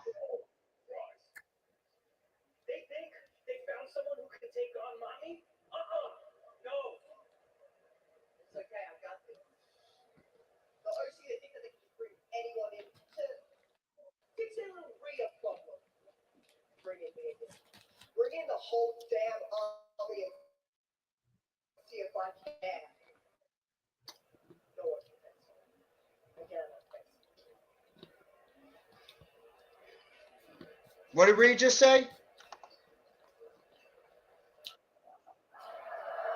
Get out of my damn face. No, what did she say before that about bring the whole damn army? She said, "Bring the whole damn army. I don't care. I'll take them down." I'm like, okay, Okay, all right, okay, all right. okay. I'm interested. I'm not counting her main roster. I'm not counting the stupid retribution thing where she was named Reckoning. And there's Bianca Belair. Oh, that's a little bit of a tease. There's your tease right there. That is a tease right there. Rhea Ripley and Bianca Belair having a stare off in the back. That's a tease for what could be a future program going forward between Rhea and Bianca. And maybe Rhea gets involved with the women. Maybe Rhea gets involved with the women's Maybe. War Games matchup. Think about that. Maybe. You have a lot of intriguing possibilities that could be happening. Maybe Rhea gets involved with the women and Mia Yim gets involved with the women. Um, 5-on-5. just to let every, yep, just like Rhea versus Bianca for the Rumble. I would agree with that. That Early could be a tease for WrestleMania Rhea. matchup. That Just could to be a let everybody, WrestleMania matchup too. just to let everybody know, this is the Raw Watch-A-Long on the Hardcore Sports Network. Welcome aboard. My name is Earl Cole. That is Jeffrey Turner. We are live on the Wrestling Experience with Earl Cole. That's the new name. Don't forget it. Not to be confused with the Wrestling Experience. Um, please hit that like button, Jeffrey's channel. Please hit that like button on my channel, and please hit the like button on the Hardcore Sports Network. Follow them on Twitch at Hardcore Sports and follow them on Twitter at Hardcore Sports and follow them on Instagram at Hardcore Sports, and of course subscribe to their YouTube channel. Subscribe to my channel and subscribe to Jeffrey's channel. We greatly appreciate it. Just to let everybody know, tomorrow is election day, and we want everybody to go out and let your voices be heard and vote, vote, vote, vote. So go out and vote tomorrow, election day. Otherwise, Jeffrey will give you the Buddha doom. Absolutely. You don't want the Buddha do because it's not going to be pretty if you get that. Right. Earl, I'm having a little bit of technical difficulty right now with my television, so right now you might have to take over for the time being in terms of calling the matchups because right now my TV is having a little bit of technical difficulty, so you're going to have to take the lead, unfortunately, until I can get my cable going. So I just want to give you that little note right now, and I'll have to be playing off for you. Okay. Okay. All right. Well, folks, while Jeffrey gets his cable situated, um, we are still in a commercial break, ladies and gentlemen, and we are still on commercial while we wait for Raw to come back.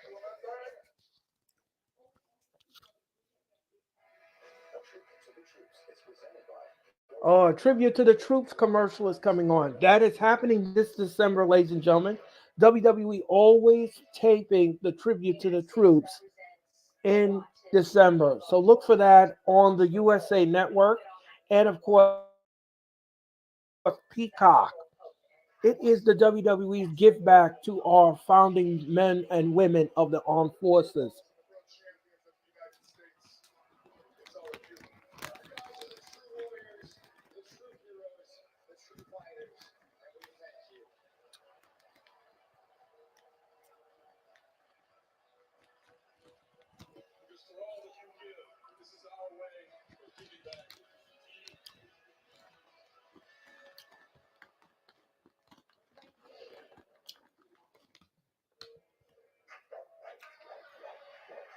And here comes Bianca Belair, ladies and gentlemen. The EST of the WWE is coming back. And she's not alone. She's bringing with her Asuka and Alexa Bliss.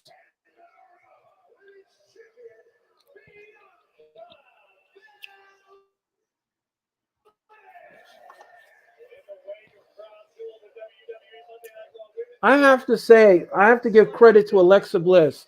She really brought it to Crown Jewel. She She really absolutely wrestled did. in the match. She Mm, she wasn't lazy. She wasn't anything. She brought it. So kudos to Alexa. I agree. She was pretty solid overall in terms of like her in ring action. I thought she did a pretty good Right. job. Yes. Okay. My apologies with my connection. I'm just trying to make sure I can get it going.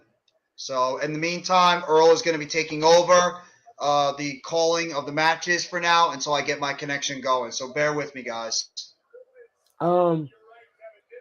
This what they're showing you right now is what happened to Bailey in the last woman standing match.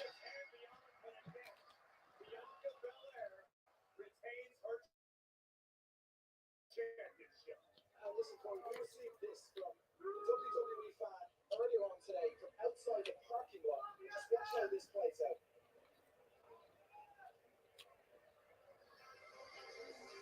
I mean, that just goes to show you how spicy it is. Damage control. Right now, the three of them are in the ring and they're gonna cut a promo.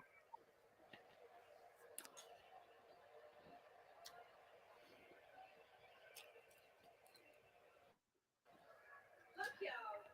I am proud to be standing here at the last woman standing and still your Raw Women's Champion. But Crown Jewel didn't all go according to plan. And y'all all saw what happened earlier. So you already know that this is far from being over with. So damage control. We got something to say that we think that you would like to hear. And since y'all wanted to act so tough in the parking lot earlier, You want to act so tough in the parking lot earlier? Why don't you come on out here and get in our face?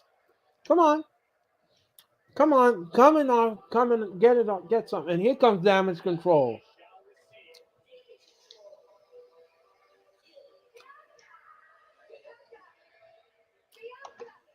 normally means the dad that you were the last woman standing.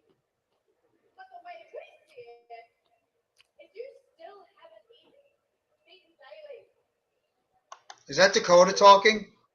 Yes, she said you still haven't beaten Bailey yet. How many times have we won these tag team titles? How many times have we won these tag team titles?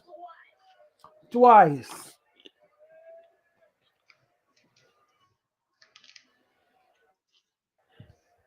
And who did we beat to get them?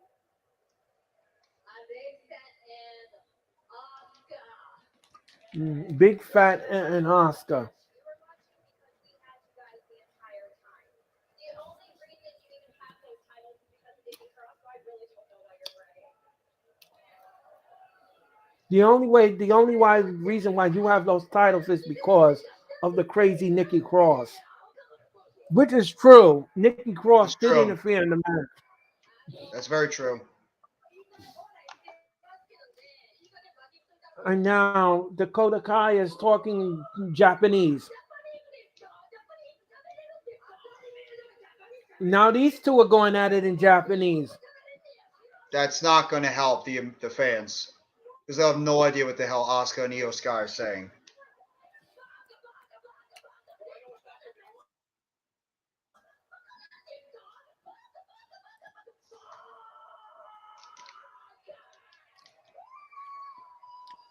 Now Asuka it sounds like a chicken, a broken chicken.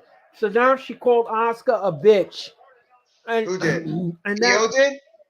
uh, Io did. Yes, she called Asuka a bitch. And now we got chaos in the ring. We have total chaos. Um, I don't know. This segment is just so crazy. I don't know what to make of this segment. I wish I could watch it right now, but my internet just like crashed. I don't know if my sling crashed or my internet crashed. So I love Asuka Uh too, but I'm oh. starting to get a little Uh tired oh. of like the what? Okay. Oh, Nikki Cross. Nikki Cross just attacked Alexa Bliss, and the match is official. The match is official. It will be Nikki Cross and Damage Control taking on Bianca Belair and Asuka and Alexa Bliss in War Games. Well, that So you is got 4 your women match. against 3. Yes, There's 4 against 3 right now. There's still 3 women missing. right. So Damage Control needs 1 more person, unless they plan on going 4-on-4 with the women. Unless they plan on going 4-on-4 with the women and just go 5-on-5 with the men. You got to think about that too. Are they planning on going 4-on-4 with the women and then 5-on-5 with the men? If they're doing that, then the face side needs 1 more person. The obvious one would be Candice LeRae, but you could also go with somebody returning like a Charlotte. You can go with a Becky Lynch. You can go with a bunch of different avenues in terms of who could be returning for the face side. So I'm curious to see if they are going to go traditional 5-on-5 for the women, or if they're just going to go 4 females on one side and 4 females on the other. That's what I'm intrigued by, because I don't know what's going to go. Yeah, I'm actually happy about me and you Philly coming back. Sport. We're excited. We're excited. Philly Sports. Thank you so much for popping into the stream. She adds another dimension to the women's division. More depth, more depth and everything to that women's division that's badly needed.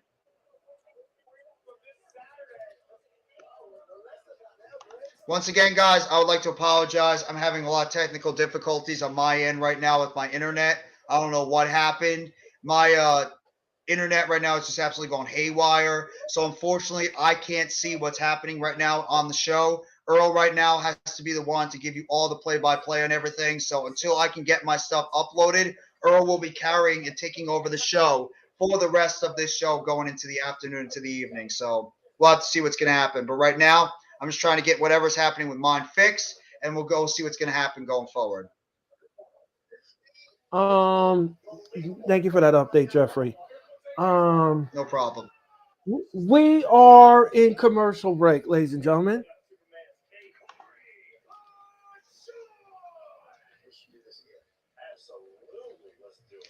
Let me see.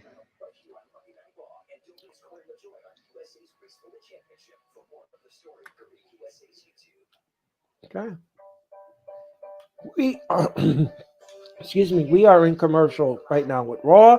You are watching the Raw Watch-A-Long, ladies and gentlemen, on the Hardcore Sports Network. Yeah, wait until the next week to see who else is in the match. Yep. Follow them on Twitch at Hard. Yes, we have to see who's in the match. I'm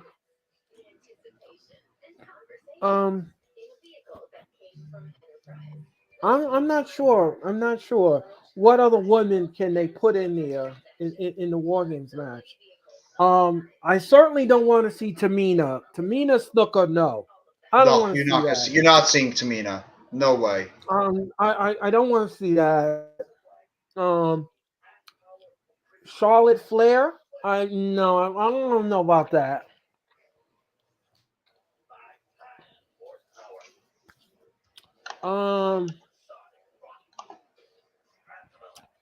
Let's see.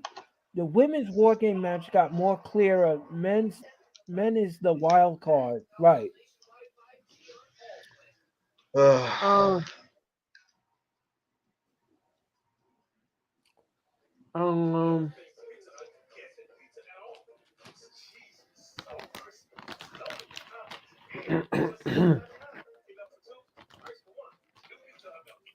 We are in commercial, ladies and gentlemen, and we are here with the Raw Watch-A-Long. Maybe they surprise us the night of the match. That's possible. That would make sense. That would make sense. Get 1 more woman to be added to the heel. Sophie says, "What about Naomi?" Yeah, it could be where they add another female to the heel side, and it's 5-on-3, and then you get to the matchup, and then that's where you bring back the return of Sasha and Naomi, and there you go. You have the baby faces 5 and the heels 5. Sets up perfectly. Right. We will see how this shapes out.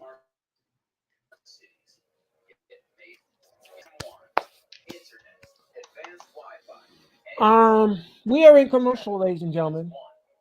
We are in Earl commercial. says it'll be solidified. I mean, Max says The that the men's men's match. match will be solidified on SmackDown. Could see it. Well, we're gonna see. We're gonna see. But that was a good surprise.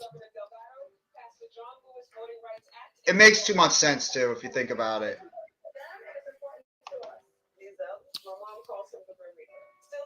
Well, I don't know if they're going to do a regular Survivor Series matchup. I'm still not sure if that's is still in the cards.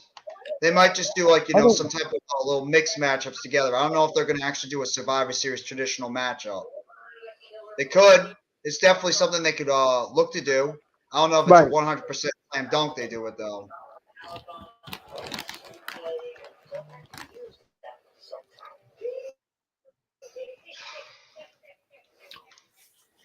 Earl, give me a second right now. I'm going to try to see if I can fix my cable. Okay. Jeffrey's fixing his cable, and right now, ladies and gentlemen, we're watching the what happened at Crown Jewel this past Saturday night.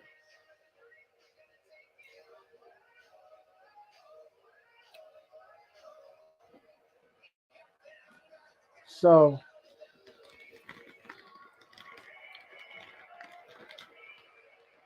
Crown Jewel was a good event. Ladies and gentlemen, we are back with Monday Night Raw. And Austin Theory is coming to the ring.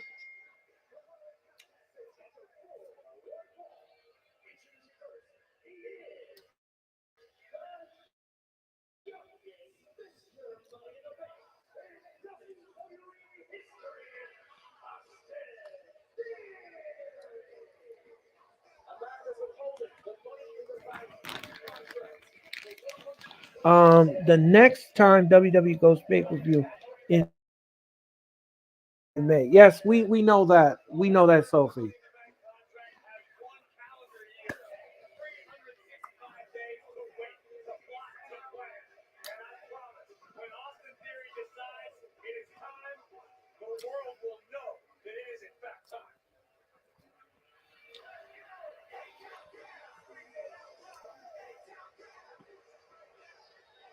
Right now, Austin Theory's on the ropes and he's taking a selfie. So, and Raw is brought to you by Golden Corral.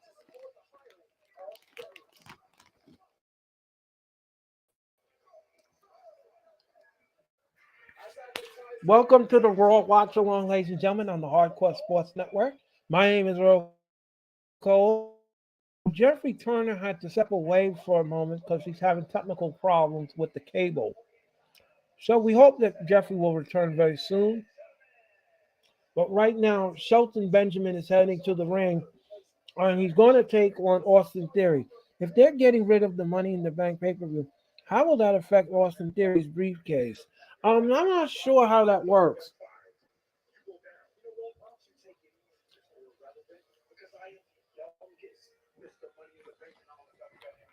They're showing you, ladies and gentlemen, what happened earlier today.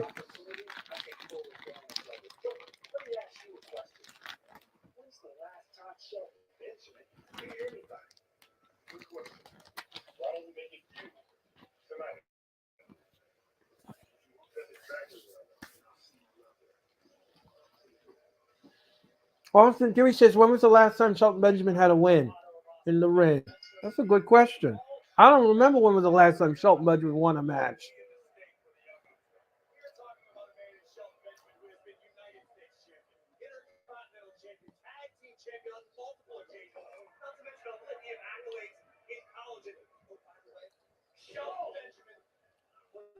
Shelton Benjamin now with a takedown of Austin Theory. Austin Theory on the ropes and beautiful back elbow to Shelton Benjamin. Shelton Benjamin with a right hand.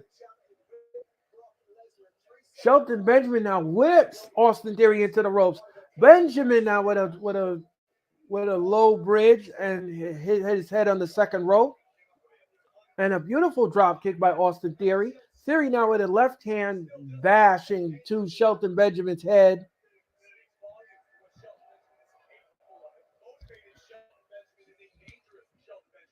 Shelton Benjamin now, nope. Nope. Oh, Shelton Benjamin with a beautiful chop. Oh, right hand by Shelton Benjamin. Another right hand. Left hand by Austin Theory.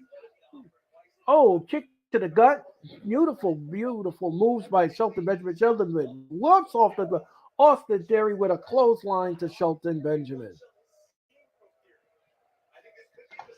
Um, yeah, and no roll up. One, two, no. Ankle lock by Shelton Benjamin. Ankle lock. And he pushes off there. Theory pushes off Benjamin. Benjamin now with trying to get the 8 count down. No. Shelton Benjamin with a beautiful back suplex. He pins Austin Theory. One. No, German suplex by Benjamin, but he didn't get a 3 count out of it. Yeah, my Wow, apologies. My lots sling of just power. absolutely crashed. I apologize. I apologize. My sling just absolutely crashed. I can get into the program, but it's just not connecting to the channel. So, Earl, you might unfortunately have to be calling the rest of this unless I can get this fixed in the next like hour and 45 minutes. Because right now it's just giving me a lot of problems. But I'll do my best. Okay. I All right. apologize. No problem. No problem. And here comes 8 count down. Oh, that's it. One, two, three. Austin Theory wins.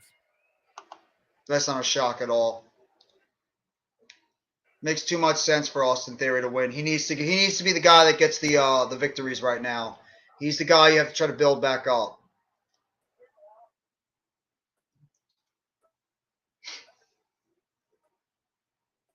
Was it a good match at least? That Shelton finally appears on Raw, and in the same night, his best friend Mia Yim returns to WWE. Yeah, that's true.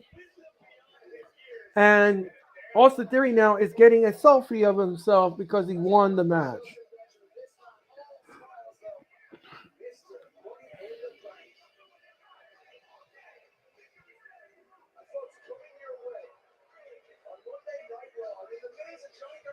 And here comes the Miz, and he's getting ready to meet Johnny Gargano, and that's up next on Raw. There you go. It's gonna be Johnny Gargano taking on the We Miz. are in That should be a commercial, very ladies and interesting gentlemen. matchup.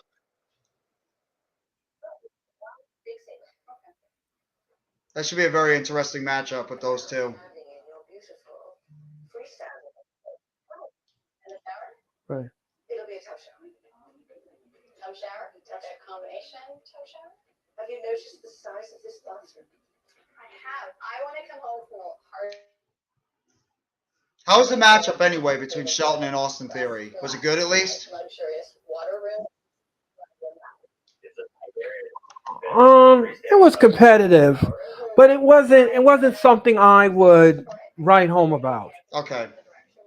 So it wasn't The something like you'd audience want to really sign. was not really into The audience no, wasn't like tuned into it no. at all. And the audience was just no. Okay. I I didn't hear figured any that. cheering or anything like that, or it was just it was there. You know, if you went to the concession stand and got a drink or something like that, and you missed the match, I mean, nobody would have cared. Hmm. It's unfortunate, though. More we can give. All right, I'm going to make this happen in the next 24 hours. Can't stop work because of it. Okay. Yep.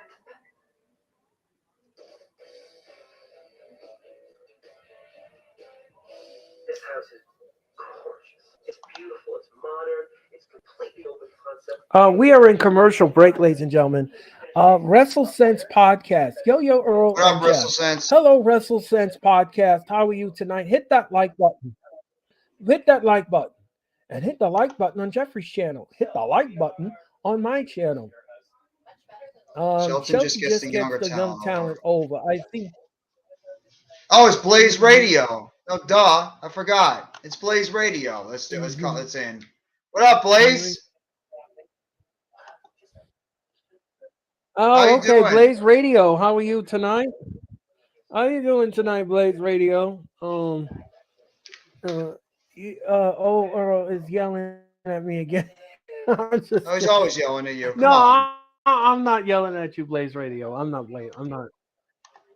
No, Jeffrey, don't you dare start that. Don't you dare start trouble, Jeffrey. Earl's always Don't got to start yell at you trouble, for Jeffrey. something. You've He's been always on. got to yell at you. Uh, I don't know what for one reason, no, but always got to get I on your thought case, you were on please. my side, Jeffrey. Oh, I'm on nobody's side. I'm neutral. I'm neutral to Um. this whole thing. I'm not on anybody's side. uh, I'm not being put in the middle of it. Nope. Nope. I'm kidding. I'm kidding. Here's my I'm, line right here. uh-huh. My line's right I'm here, and I'm kidding. gonna sit right on my neutral line over here on the side.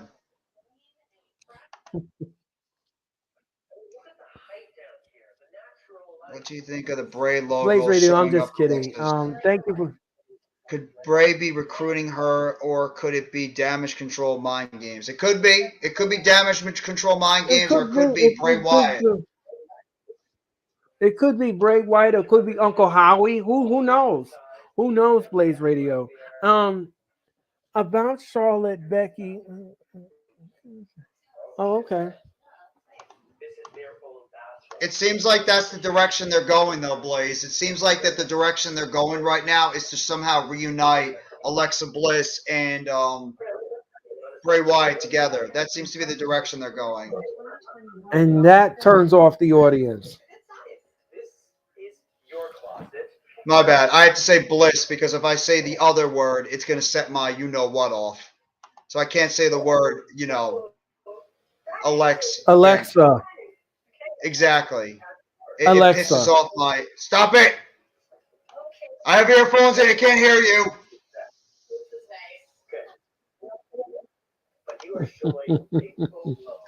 This is really Me frustrating. and I don't want Alexa. I feel like I like facing Oscar. Maybe he could be together. We never saw Connor in WWE. Oscar, evil persona from WWE. You all just set mine off. Okay, back to Giants fan. Maybe that was the whole point of doing it. Maybe we want to set it off just to see what it was going to say. The Maybe Miz they're going right to try now to is bring cutting a Connor in. promo.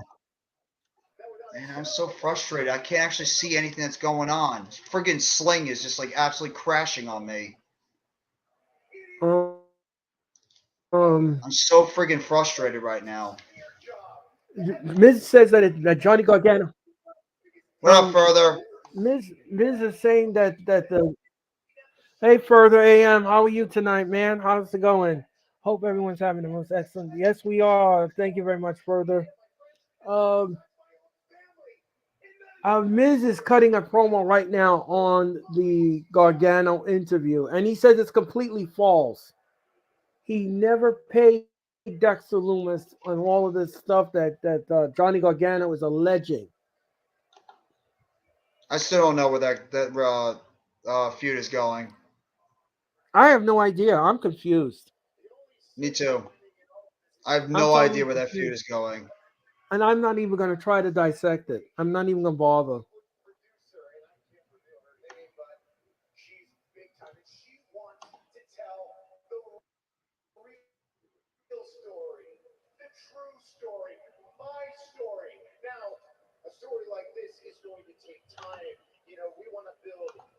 We'll get Miz and Loomis. He said he wants to get service. I don't know what's wrong with my Sling. It literally just crashed. I can get on the program. It's just the problem is when I try to click on the channel, it just spins and it says it's temporarily not available.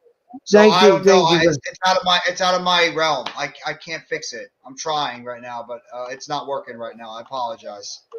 Modern technology, you gotta love it. Right. And here comes Gargano, ladies and gentlemen. Johnny Gargano is going into the ring, and he has a microphone with a whistle.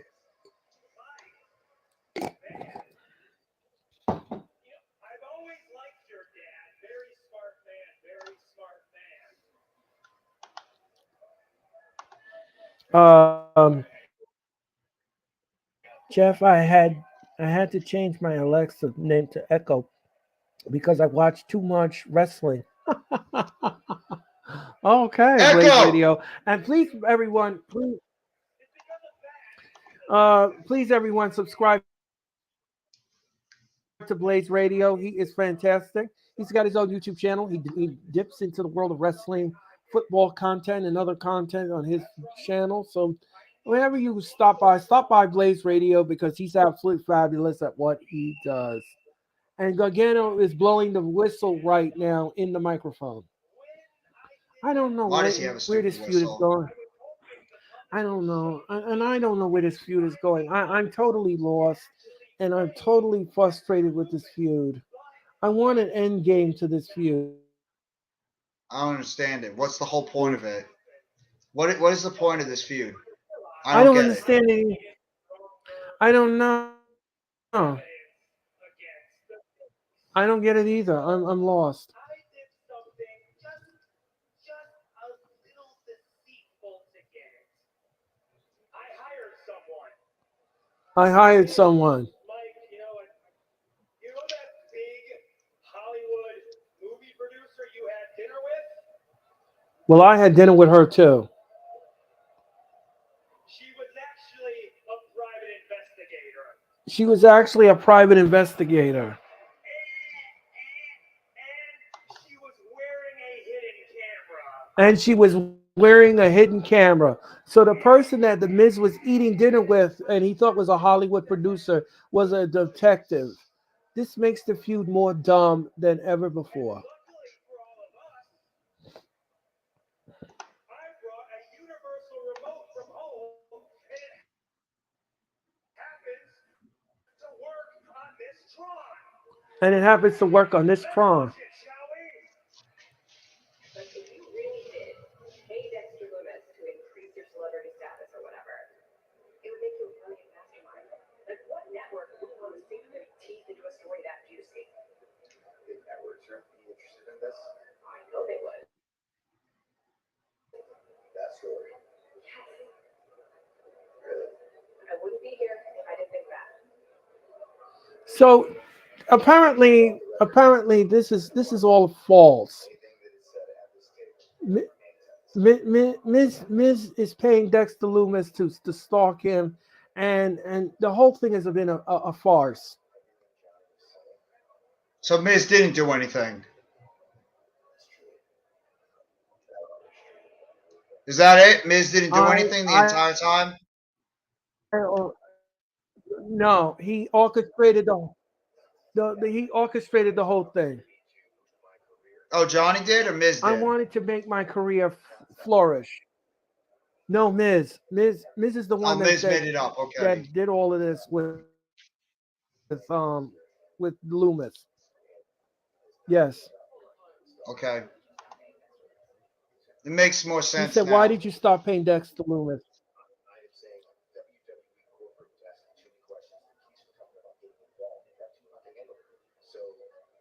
They think that WWE management thinks that I couldn't handle the storyline, so I paid Dexter Loomis to do what is necessary.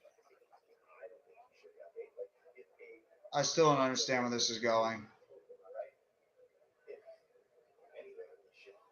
He was floundering in the mid, and he was floundering in the mid card. So the Miz went and hired Dexter Loomis to do all this stalking and stuff to keep the audience intrigued about his stuff. So the Miz is been exposed. So this feud just got It's stupider. next. Yes. I see. Yes. Just when you think it couldn't get more dumb, it just got dumber. Pretty much. It seems like this makes absolutely no sense at all. I don't care. I don't care. I don't I don't care care what they either. do. I don't care. I mean, the segment was whack. I this feud is. Ay. All right, ladies and gentlemen, we're going to commercial. Thank goodness. Thank God they're going to commercial. I mean, I just don't like where this stuff is Yes. going right now. I really don't. I mean, it's just stupid. It makes no sense. I mean, It's it just makes no sense. I mean, this feud was dumb. This feud is dumb. that's the damn And now truth. you're saying that he's been exposed. He paid that, and I don't want to see Dexter wrestle, not just stalk people only. Yeah, I mean, I agree with that, Blaze Ray. I mean, I agree with that. I think this feud is stupid. Now it's getting more dumb. So now the Miz has been exposed after paying Dexter Loomis to stalk him and everything else. So all of this, I don't know. Don't even let it like I'm aggravate you. exhausted. It makes no sense. I'm just like, I just can't believe this booking. I'm like, who the hell wrote this stuff? Hey, watch it be I Bruce just, Pritchard. oh jeez, oh Watch my Bruce Pritchard be god, the one behind all this stuff. Can you oh imagine? my god, jeez, no, jeez, Jeffrey, no, Sorry, I had to oh, bring it up. I just had to bring it up. I mean, you have oh, to think it. just when you think you have something good, somebody comes along and just craps all over it. Well, don't think like that immediately. I mean, there's still a No, way to no, salvage this. no, no, no. I'm not trying to go to the negative side. I'm sorry, folks. I'm just frustrated. Um, There's still a way to salvage this. So I mean, it's not completely dead. if they don't want, if they don't, no, it's not. If they don't wrestle at Survivor Series, then I give up. Yeah, I agree with you, Mac the Giants fan. I agree with you. I want to see Dexter Loomis take on the Miz in some form of capacity. I don't know if I want to see that at a pay per view. I don't know if I want to see that. Maybe another edition of Raw, maybe, but not a pay per view.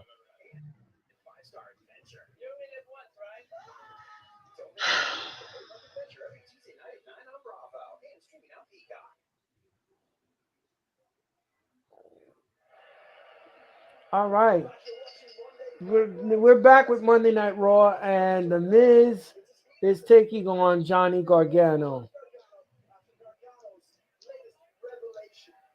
Johnny Gargano's latest revelations has been revealed on Raw. Another confusing part of this storyline. That's the Anyway, damn truth. Gargano now whips it all beautiful. Yeah, Gargano now with knees to the Miz. Miz rolls to the outside. Gargano goes to the outside, and beautiful kick by Gargano on the Miz. He stomps on the Miz's hand and cannonball right over the Miz on the outside. And Gargano is slapping hands of the WWE Universe. Um, the Miz now is slowly getting up. He's had his hand on the broadcast table, trying to help himself up. Gargano now. Oh, Gargano with a vicious chop, a left hand chop by Gargano 2 times to the Miz. He throws the Miz back in the ring, and the crowd is loving it. The Miz now gets punched in the gut. Roll him up. 1, 2, 2. No. Um, beautiful arm bar from Johnny Gargano. Gargano now takes the arm in the Miz and drapes it over his shoulder. And drop kick to the back of the head. He pins one. Nope, that's all he's gonna get is one. Um, Raw is trending worldwide right now on Twitter. Um, Leapfrog by the Miz. Jump up. No, The Miz went for a drop kick and Gargano hold on to the ropes. And the Miz is down on the canvas. And Gargano is bowing to the WWE Universe.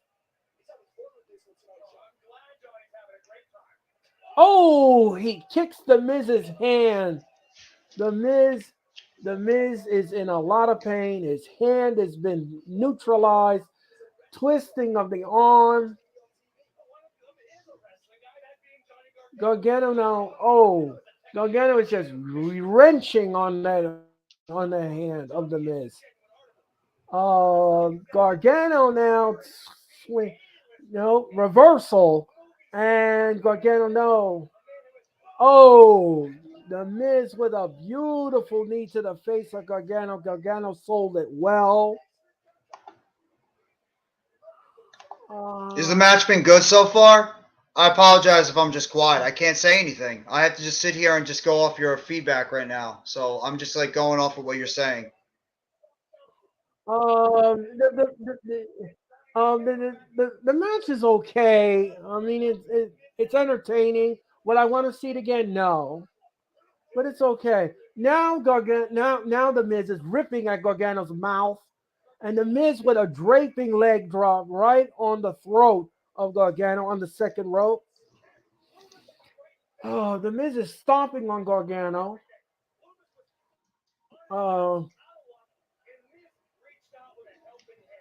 Ri- um, Corey Graves says that the Miz reached out with a helping hand to Loomis by paying off Loomis and confusing the audience on this storyline. No, I don't think that was the correct thing to do. Um, No. anyway, um, the Miz with a gut to the face and a stomp to Gargano. 1, 2, no, the Miz Gargano kicks out. There you go. You are watching the Raw Watch-A-Long, huh? No, I'm just saying there you go. I'm just no, not with me. I'm just saying there you go. I'm Yeah. agreeing with what you were saying. Oh, okay. The Miz now with a chokehold to Gargano. Gargano punched the gut. Gargano punched the gut. Gargano been to the corner. The Miz on a running start, clothesline to Gargano in the corner. Gargano is down. Gargano is down. You are watching the Hardcore Sports Network and the Wrestling Experience with Earl Cole. Don't get it confused with the Wrestling Experience. And this is the Raw Watch Along on the Hardcore Sports Network. Oh, Gargano now just hit the Miz in the beans and the Franks. And Johnny now rolls up the Miz, kicks him in the face and spit flying all over the place. Gargano now with a neck breaker and he covers the Miz. 1, 2, no. The Miz kicks out at 2. There you go. At least it's a very competitive matchup overall between both the Miz and Johnny Gargano.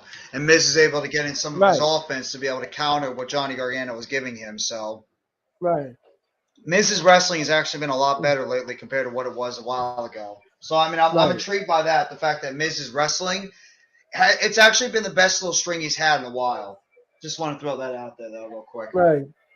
The audience is not really into the match, but they do scream and yell when innovative offense is being displayed.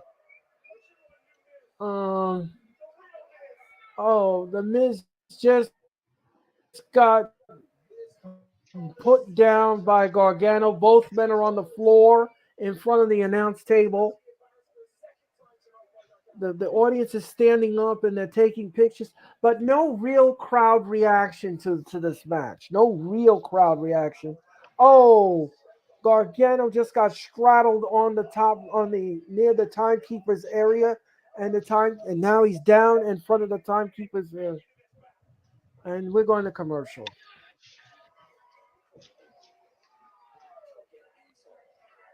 I mean, it's obvious as day who's going to win this match. Right, I mean, obviously Gargano's going to win. Miz is not winning. The only thing that Miz is doing right now is he's helping putting over some of these young talents that's in the WWE right now. So that's all the Miz is right now. His best work right. is going to be is trying to get over some of these other talents in the company. So I mean, the Miz has no reason to win this. The Miz has no the Miz has just got to do what he's got to do, and that's help elevate some of the other talents that's in the company right now.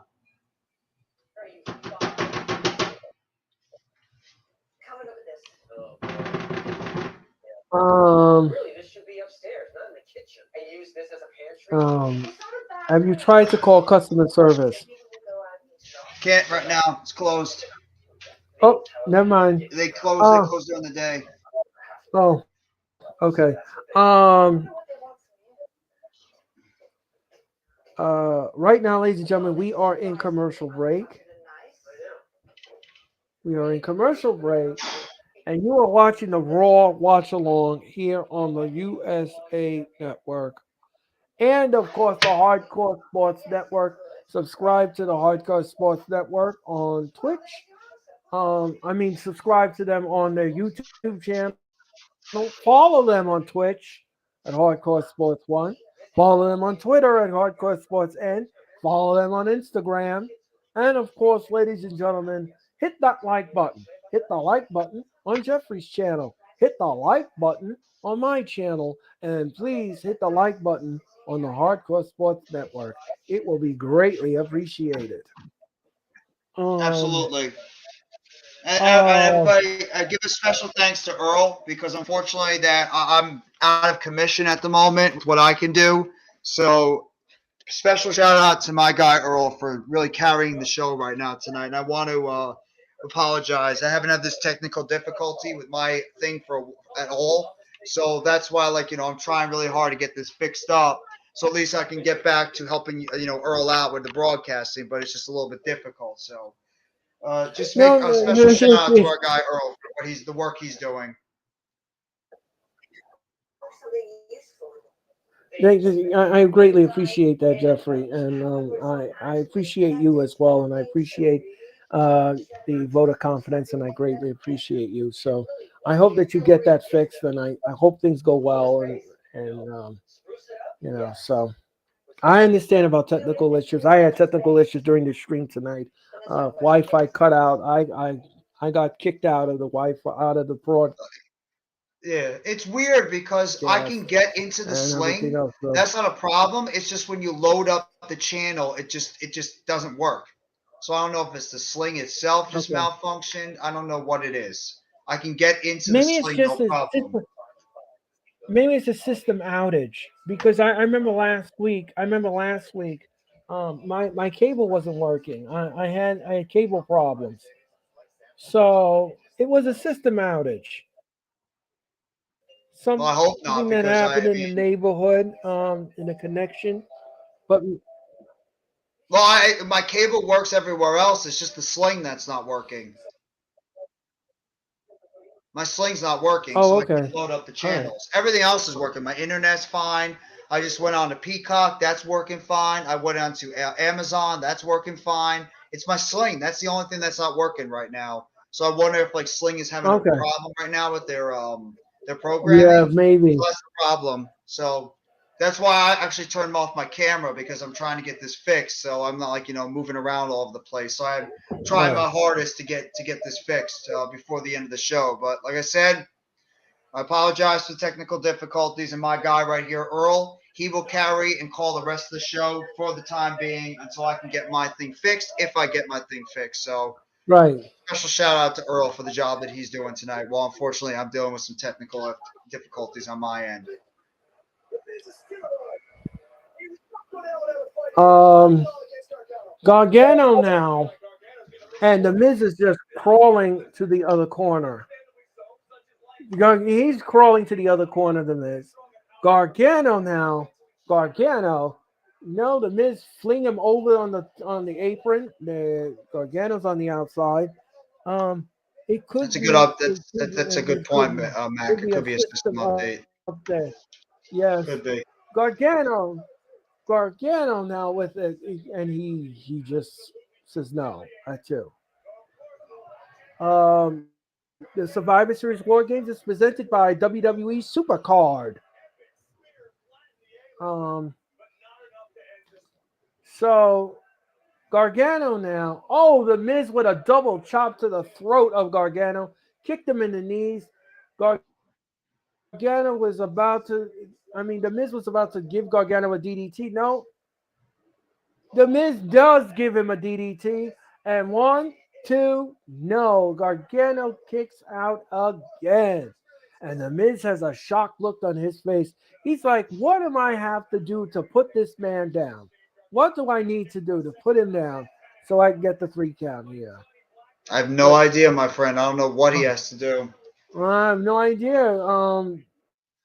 Try as you must, but I Earl's don't gonna know what have to to give you a smack adapt if it doesn't happen. tell. A smack adapt dap. Yeah, that's right. Smack adapt dap because he don't give a crap. Right, exactly. There you go. See? I'll always learn something from you, Jeffrey. I'm always learning something from you. I'm just the First, gift it that was keeps on giving with these the puns. beans in the Franks. Oh, that one, Yeah, I didn't and teach you. then That and one's from first the it was the movie, beans in the. something about Mary. That's something about Mary, so I didn't teach you that one. Oh, but that smack a dab dab. I don't give a crap. I like that. Yeah, I don't know how that one came into Anyway, my head. but anyway, the Gargano now is beating the stew out of the Miz in the corner. Referee says break it up, and the Miz now. Oh, 1, 2, no. How did the Miz? How in the world did Gargano that?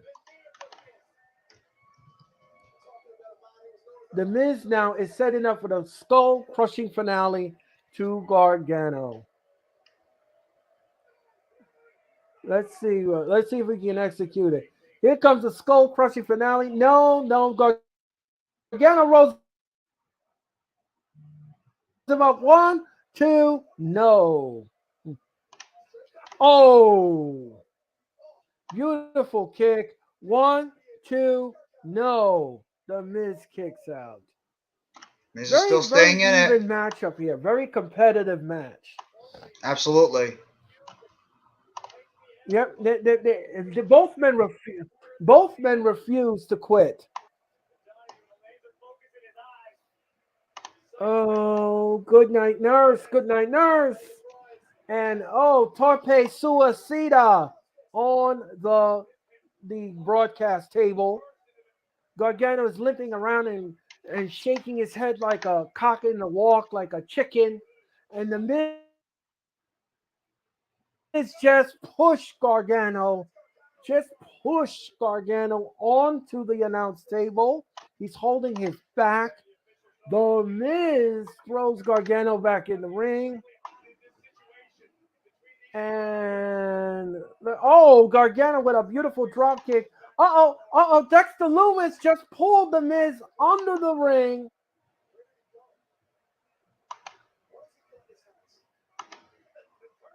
Okay. The referee says, put that down. Put that down. Look out. Oh, he took the turnbuckle wrench. He took the turnbuckle wrench and jammed it into Gargano's face. And he's going to win. 1, 2, 3. The Miz wins. The Miz beat Gargano? Yes. Wait. The Miz, Dexter Loomis hit him in the neck, or was it Gargano that hit him in the neck? No. The Miz used the ring wrench on Gargano after Loomis pulled the Miz under the ring. The Miz then had the wrench, and the referee was trying to get it out of the Miz's hands. So Loomis drags the Miz underneath the ring, and then he came back and he had the ring wrench, and the referee says, "Put that down. That belongs to production." And then Gargano tried to bring the Miz back into the ring, and he hits Gargano in the face with the wrench, knocks him out. The referee counts 1, 2, 3, and he beats Gargano. And Gargano's putting everybody over right now. What do you guys think of the surprise U.S. challenge is? It's Dijakovic. That's a possibility. That's a good choice. Dexter Loomis just hit the Miz in the back with the chair. And he's looking at the Miz. and he's running away with the security following him.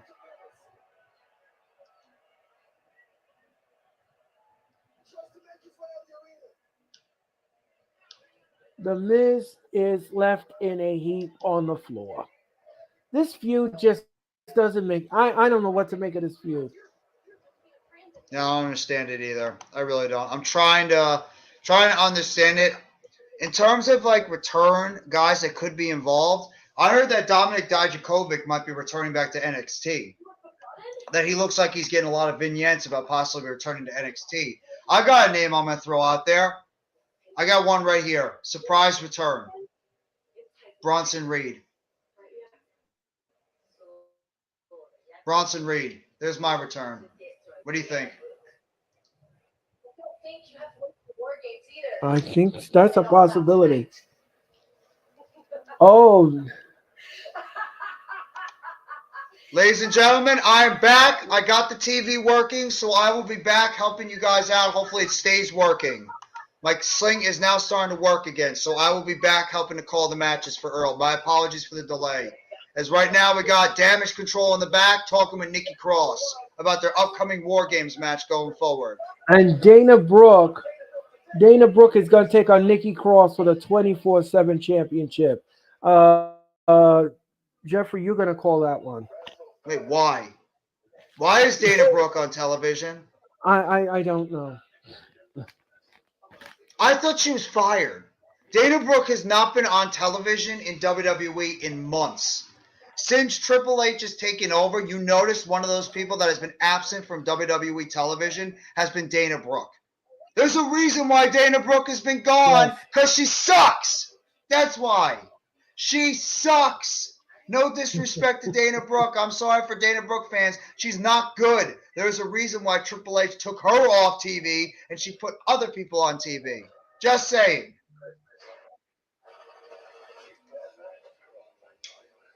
I don't know. I don't even know why this match is happening. I don't care. It's a filler, man. That's why they're doing it. All it is a filler match. That's the only reason why I believe they're doing it is because it's a filler match. She's 20. Yeah, I know. Hey, Mac, you remember all about those 24/7 championship matches, huh?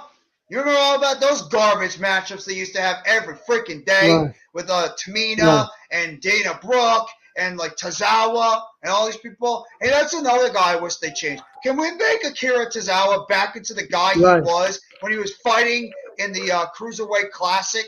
When he was going up there and challenging for the Cruiserweight Championship?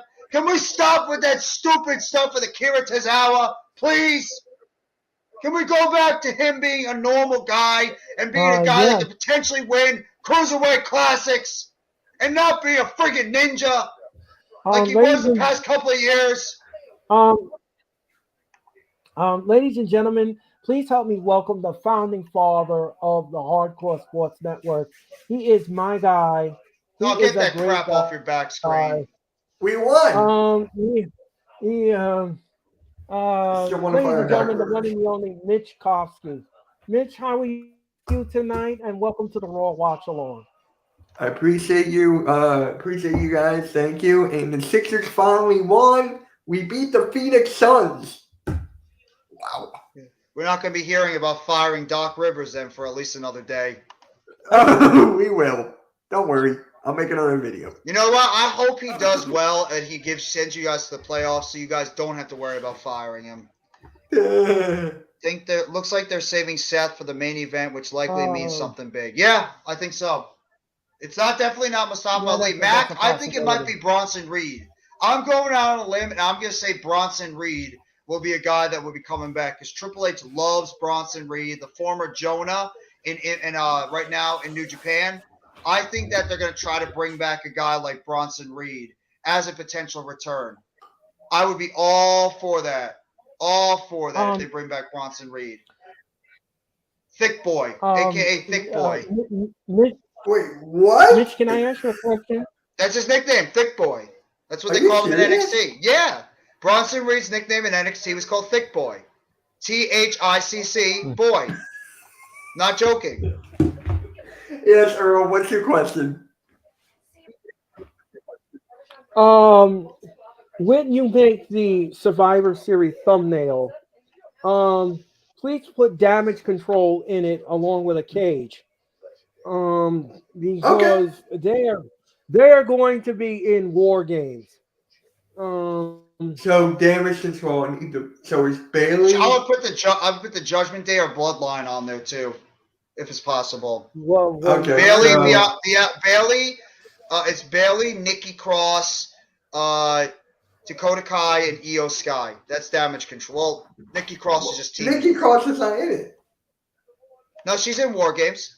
No, not in damage control on that. No, she's like an honorary member of Damage Control.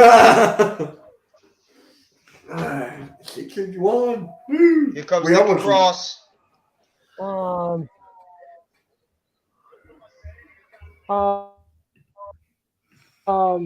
Nikki All right, Cross I'll is make- coming to the match, and she's going to take on Dana Brooke.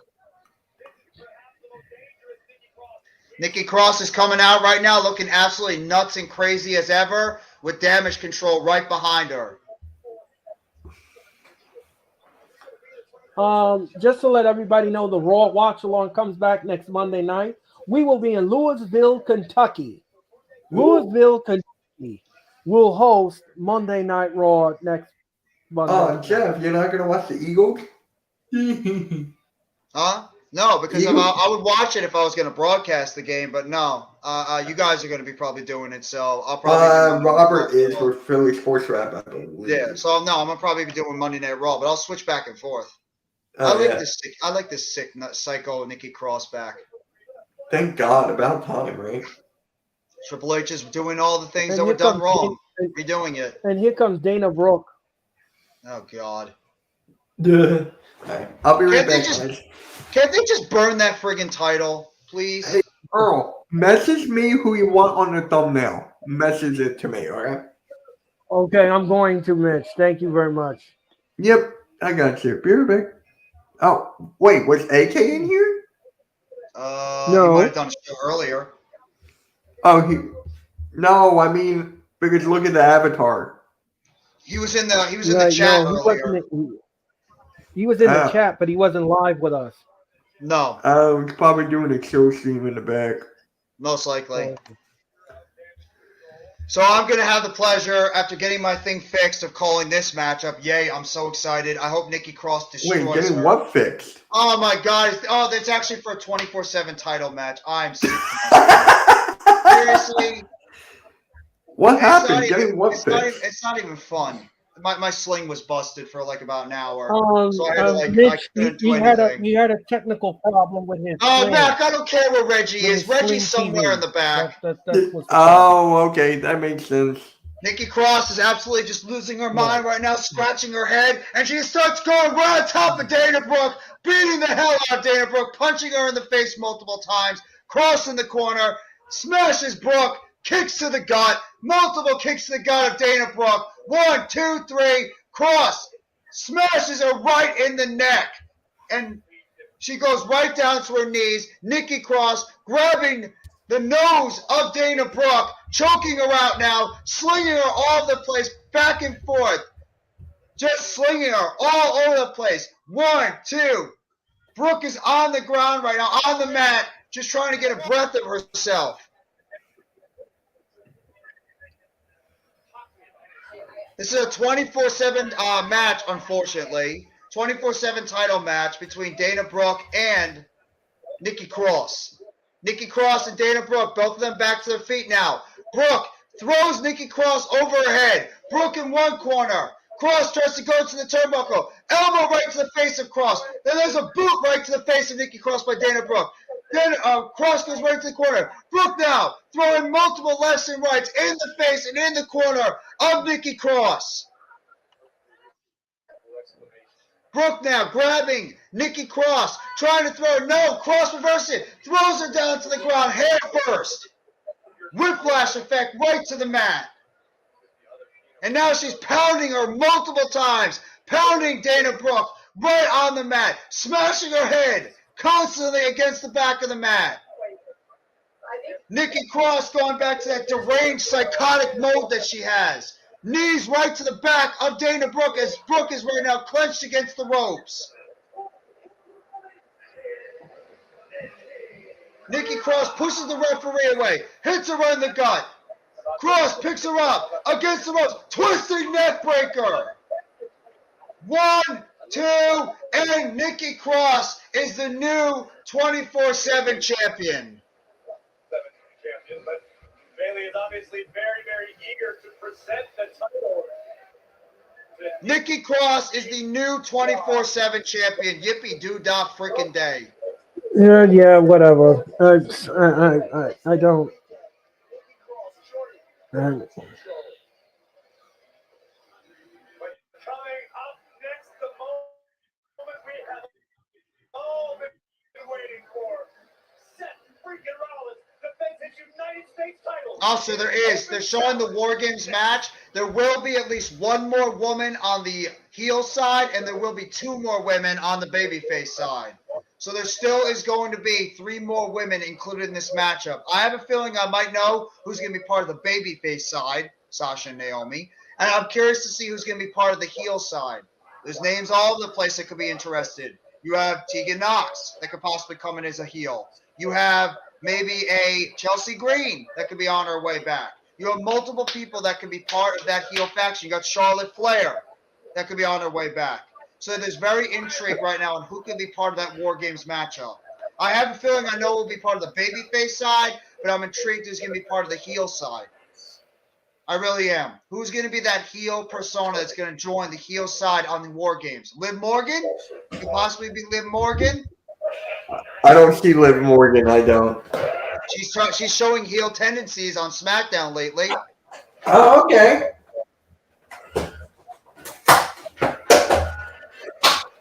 I mean, I think Sasha and Naomi, just by what they're doing, I think they will be on the babyface side. In terms of the heel side, I don't know. Tegan Knox is more of a babyface, so I don't think she fits into the equation. Charlotte, I guess you can make her a heel again, but how does she fit in with the whole equation? You're not going to do Candice LeRae unless you plan on turning her heel. So I'm really not sure how they're going to do it. Mitch, I just sent you a message in your Twitter. Oh, perfect. Thank you. And by the way, Jeff, a friend of mine said that Sasha is going to be a heel because they're close. The relationship with Bailey. Yeah, but then what are you going to do with Naomi? Okay. Are you going to possibly have Sasha and Naomi? Are you going to have Sasha and Naomi turn on one another and have Naomi join the babyface side and have Sasha join the heel side? You mean a double turn? Yeah. Well, it wouldn't be a double turn. It wouldn't be a double turn because Naomi's going to be a babyface no matter what, unless you plan on having both of them be heels. But why couldn't Naomi be a part of the bloodline? I don't know. I honestly don't care what Naomi does. Sasha Banks is the true, one that you want back. Naomi, she's okay, but I'm more intrigued about what they did with Sasha. And right now, you got 2 openings on the babyface side for War Games for the women, and you got 1 heel. So I have a feeling who will be part of the babyface side. I'm just intrigued who's going to be part of the heel side. I think it will be. I think it might be. I think it might be Charlotte. Could be. Charlotte's better as a heel than she is a babyface, so you could add Charlotte to that heel side of the group. Unless you plan on bringing up somebody from NXT. Unless you plan on having Rhea Ripley. Maybe the women recruit Rhea Ripley into the fold. With that little stare down they had earlier, if you want to have Rhea Ripley be involved in these War Games type matchups, maybe you have Rhea Ripley thrown in there. And maybe you have what do you call it? Mia Yim be included on the women's side. You want to have them included in the War Games matchup. They can go in so many different directions. If you're going to have Rhea Ripley join the heel side and you have Mia Yim join the babyface side, that might give me an indication that Tegan Knox could be that last person on the babyface side. Maybe they'll save Sasha and Naomi for another thing. And remember, there's also Becky Lynch. She has some unfinished. Becky Lynch is still injured, right? Yeah, Becky Lynch is still injured unless they're trying to hold her back. She still has some unfinished business with the damage control. Yo, Mitch, it's Blaze Radio. Hello, Blaze Radio. Thank you so much for popping Hey, into the Blaze. chat. 661, We greatly let's appreciate it. go. Just to I let think Candice LeRae will be in the mix. She has war game experience. She could be part of the babyface side.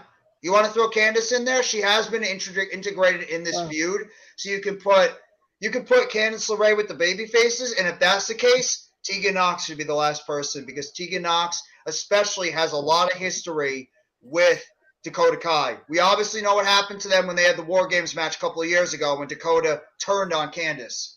So I think I would have Candice, and I would bring back Tegan Knox. Tegan Knox can be that fifth person, and then for the heel side, maybe you include Rhea Ripley. Maybe it's somebody else that's coming back. Maybe a Chelsea Green. I'm really intrigued what they're going to do on What the heel about side. Mia Yim? Mia Yim's a babyface. Oh. I think Mia Yim's going to be included. Mia Yim is going to be involved in this feud going on with Judgment Day and OC. Ah. No, why wouldn't that be for Beth Nikki Phoenix? Cross. That Phoenix is a babyface. Oh, my God. Nikki Cross is literally in a trance right now with that title over her right shoulder. Like in a psychotic trance with damage control right behind her. And she is drops the belt on the ground. Let's go 6 thirds. That sucked. Ladies and gentlemen, just to let everybody know, Mitch Kofsky is going to be on the Wrestling Experience with Earl Cole on November the 17th. So please tune into that. Mitch and I are going to have a lot of fun that night. November the 17th.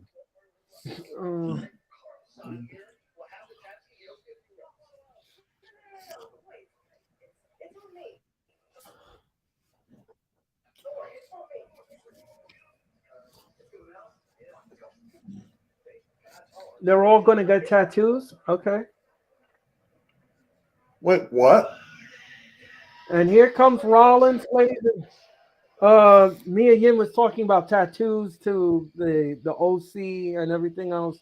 And she said, "Oh, it's on me. It's on me." So I guess she's going to pay for the tattoo. Rollins is heading down to the ring now for the Raw main event. And Jeffrey will call the Raw main event. So Mia Yim is officially part of the OC now. I guess so. Oh, nice. Nice. And here comes Seth Rollins to a huge crowd chant right now.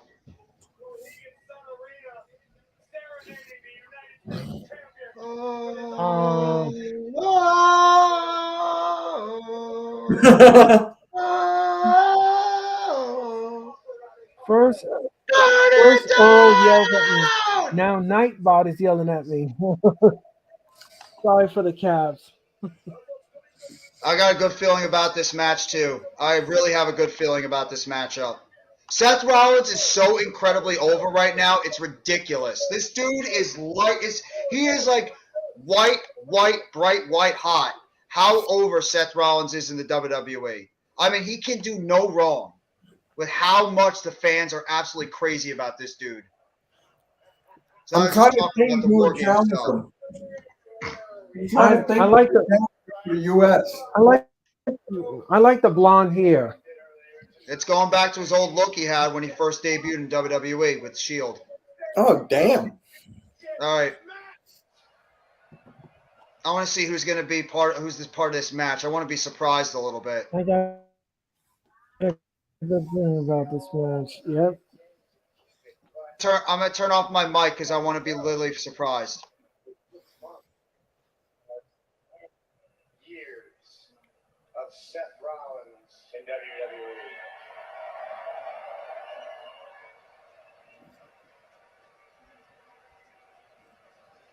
We're gonna see who it is.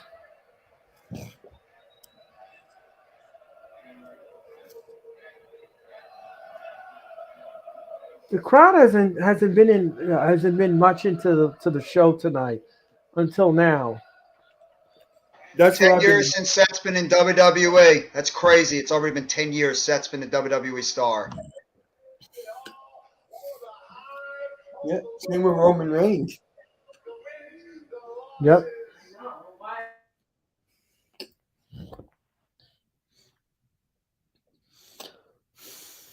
It's amazing how over he is. I love it. Who do you think's more over, Seth Rollins or Drew McIntyre? Seth Rollins, not even close. Seth Rollins is so incredibly over right now. His theme song has gotten him over to another level. I mean, don't get me wrong. McIntyre does get crowd reaction, but not as much as Rollins does.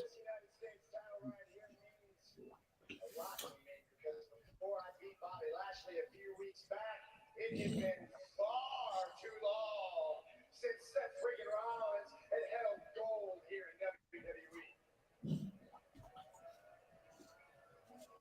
But in just a few short weeks, I have made this the title to have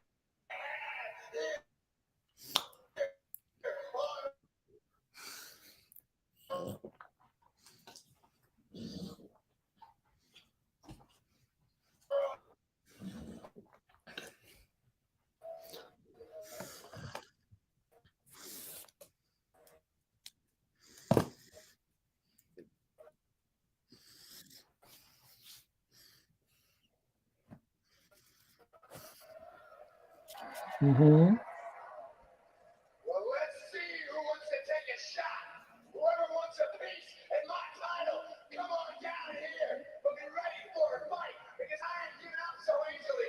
Because I am a visionary. I am a revolutionary. It's Cody Rhodes.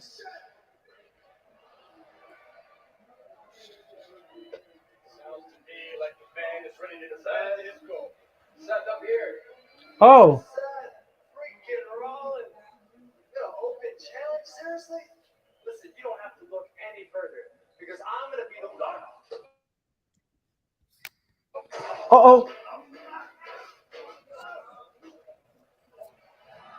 Uh-oh. All these men can accept the challenge. Two reasons why I don't have my United States Championship. One, because of Brock Lesnar. Last weekend at Crown Jewel, I made him pay by whooping his ass all over the ring. And two, because of you, Seth freaking Rollins. So I'll be coming down to that ring right now to make you.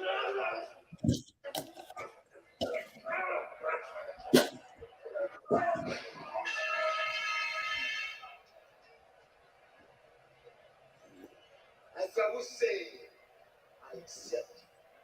Oh, Bobby Lashley. It's a rematch. Oh my God. It is a rematch. All right, we're going to commercial.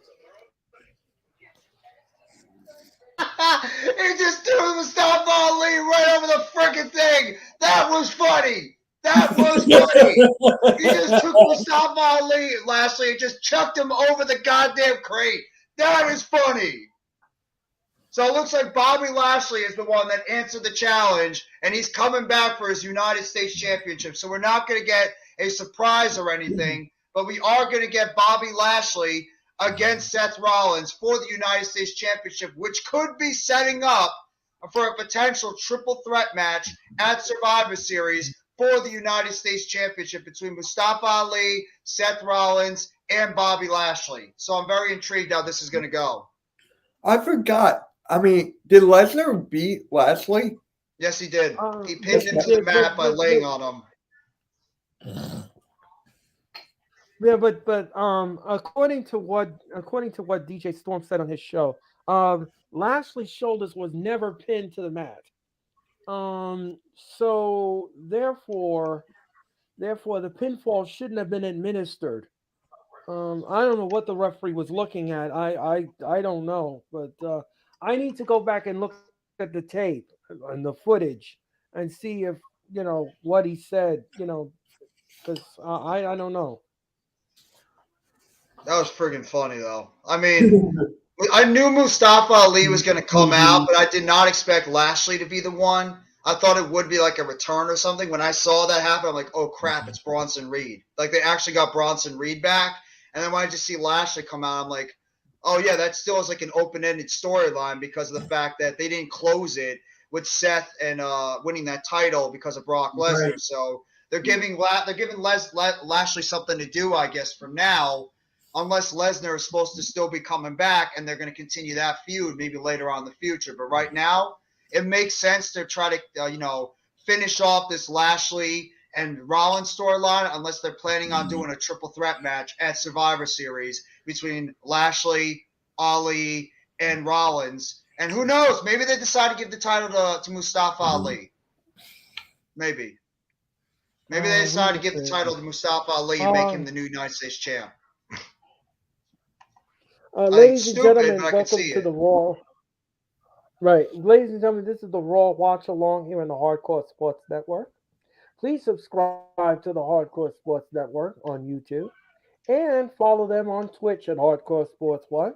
Follow them on Twitter at Hardcore Sports N. And please hit that like button. Hit the like button on Jeffrey's channel. Hit the like button on my channel and hit the like button on the Hardcore Sports Network. We greatly appreciate it. And ladies and gentlemen, I have a new name for my show. It is the Wrestling Experience with Earl Cole. And Mitch Kofsky is going to be on my show on November the 17th. Mitch and we are going to talk about AEW Dynamite, and we're going to predict Full Gear. So don't forget, that is November the 17th. There we go.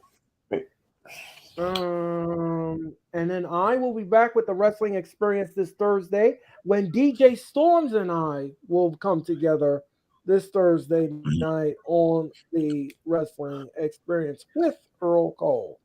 Now, ladies and gentlemen, we are back with Monday Night Raw. All right, they're just showing you Lesnar and of course Lashley. Now let me see the ending of this match. I want to see the ending to the match. Let's see. He pushes off, and let's see. Oh yes. DJ Storms is correct. Lashley's shoulders was never pinned to the mat. Never pinned. So therefore the pinfall shouldn't have happened. I don't know what the referee was looking at, but he made a mistake.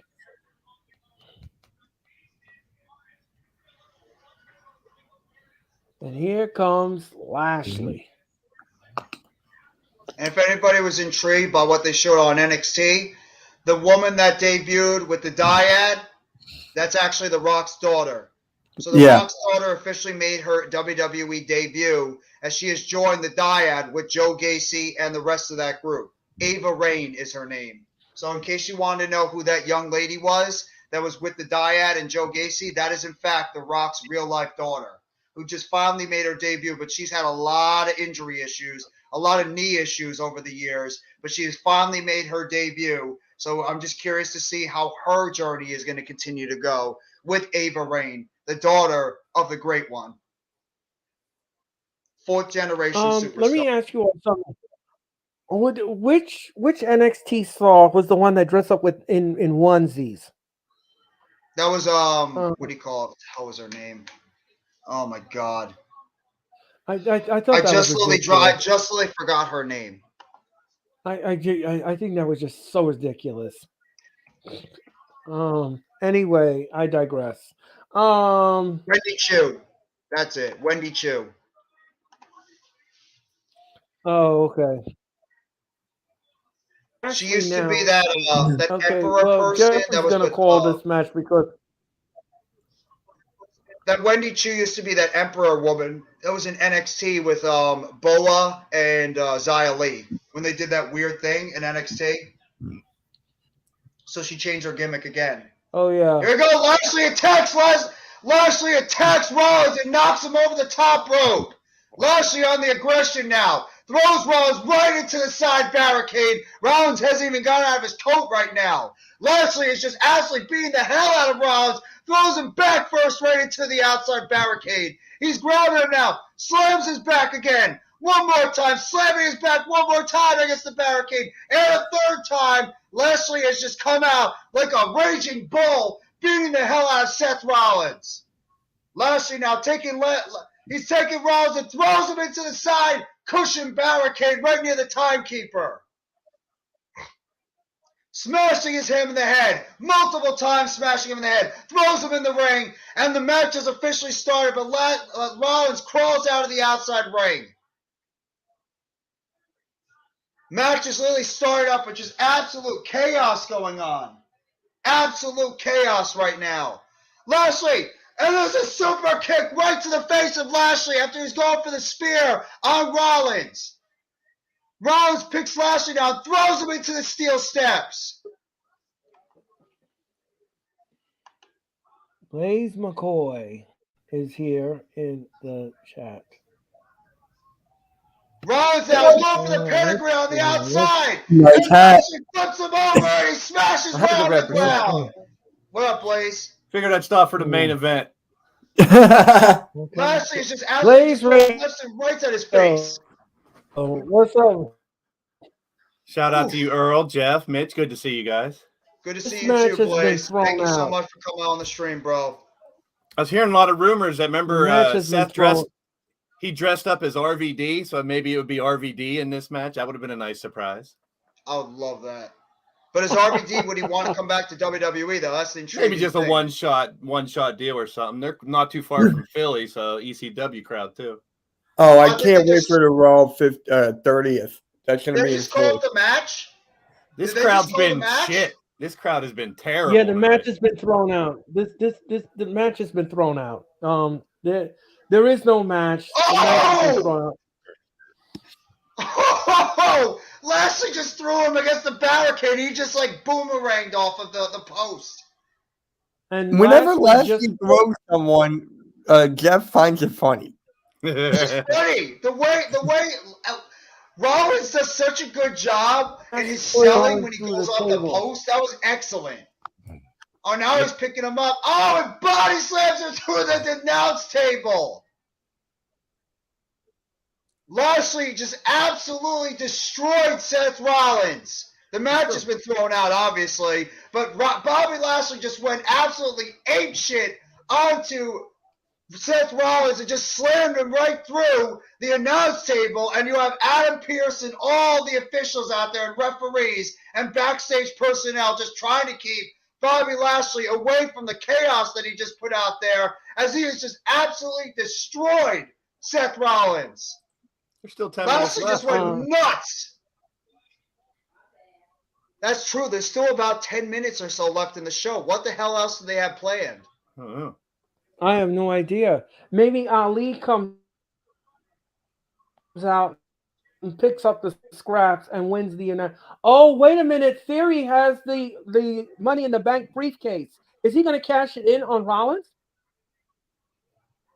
He's going to There you cash go. in the United Wait, States what Championship. is going on here? That'll be something different. I I dig it. The plot thickens, I mean, it's ladies a and first. gentlemen, here on the Wrestling Did he come out? Experience with Earl Cole. Oh, you guys are remember the ahead of new name. I'm not even, I don't even have it Remember- on. I'm listening to their commentary. Here, Mitch, I got a With surprise it- for you. Yeah, what up? I know I love my Sixers, but I had to grab one of these. Ah, there you go. Jaws the man. There you go. Jaws the man. He is. He is. Like, he's better than most of the players on the Sixers. I'd like to see Blaze, him while on. we have you here, they just put out the people that are going to be involved in the women's War Games matchup. We were just talking about it before, that there's right now one open spot for the heel side for the women, and there's 2 open spots for the men. Who do you think fill those last 3 spots? And then we'll talk about the men's one. I heard you guys talking about they could bring Mia Yim and Rhea over and give them something to do because they're starting to have a little feud too. I wouldn't mind that. I'm a surprise person. I'd like to see them bring 2 surprises in that we don't know about. I don't think Sasha and Naomi have anything to do with it, unfortunately. It's the men's one. I'm still up in the air too because there's no guarantee it's going to be the Bloodline yet. Yeah. Plus, if it's It'll the be Judgment Bloodline, Day. they're just going to have to throw a team together against them, and I'd rather see a story behind it. So, Well, I will say there is a storyline going on assessment. because of the fact that Sheamus was taken out by the Bloodline, and the Brawling Brutes have been feuding with them, and the New Day is going to be taking them on I've this heard of that Friday. too. So you could have the Bloodline or the 5 members there taking Maybe. on the New Day and Sheamus and the Brawling Brutes. So there's Remember your 5 who on hurt- 5 for the men. Remember who hurt Big E though? That's true. Rich Holland did. If you want to tie that storyline in there, that is a good want to point. team together, maybe not want to did. team together with the people that took out their boy. You know, I don't know. It could That is a happen. I good wouldn't- point. That is a good point. Right. Yeah, I've seen that one out there a lot too with those teams teaming up. What I'm hoping is the Triple H goes true to the old War Games rules. Put a top on the cage, make it like the old school real War Games. Yes, That's what I'm hoping. absolutely. I'm not And you holding have my some breath weapons for in it, there but- too. I think Triple H was dead set against that idea. He didn't want that idea. Because the he idea is said they're that- in a cage. They shouldn't be able to crawl out or someone crawl in. Yeah. That should I got not be a 3 part of names War for the Games. women, though. I got 3 names for the women. Chelsea Green for the heels. and that's Good the way he possibility. wanted Candice to LeRae design. and Tegan I think- Knox. I think Oh. Candace Tegan is going Knox to is be a gonna be part of one it. of Okay. I think Candace will be because she's already in that storyline somehow. So I wouldn't mind that at all. And Tegan Knox has history with a lot of Well, the women in this She's been in feud. a War again, Games I don't before wanna- too. So, Right. and Chelsea Green's a good Again, heel. I do Throw not her in there want to with see that group. Tamina Snuka. No, it's not no, going to be Tamina. You're not going to get Tamina. You're not going to get Dana Brooke. I think those names make a lot of sense. Chelsea Green is a natural heel, and she would actually go really well with Damage Control. And then Tegan Knox and Candice LeRae, not only do they have Okay. experience with War Games, but they have a lot of history with Dakota Kai and Io Sky from He's the going to previous cash matches. it in. He's gonna cash in the Money in the There you Bank, go. and he just told Mike Rome we're gonna cash in the Money in the Bank. I'm Is it also gonna be hoping we get official? a traditional So now Survivor the Money Series in the Bank elimination match. is I think we underway. might. I really want to see one of Cash-in those is too. happening.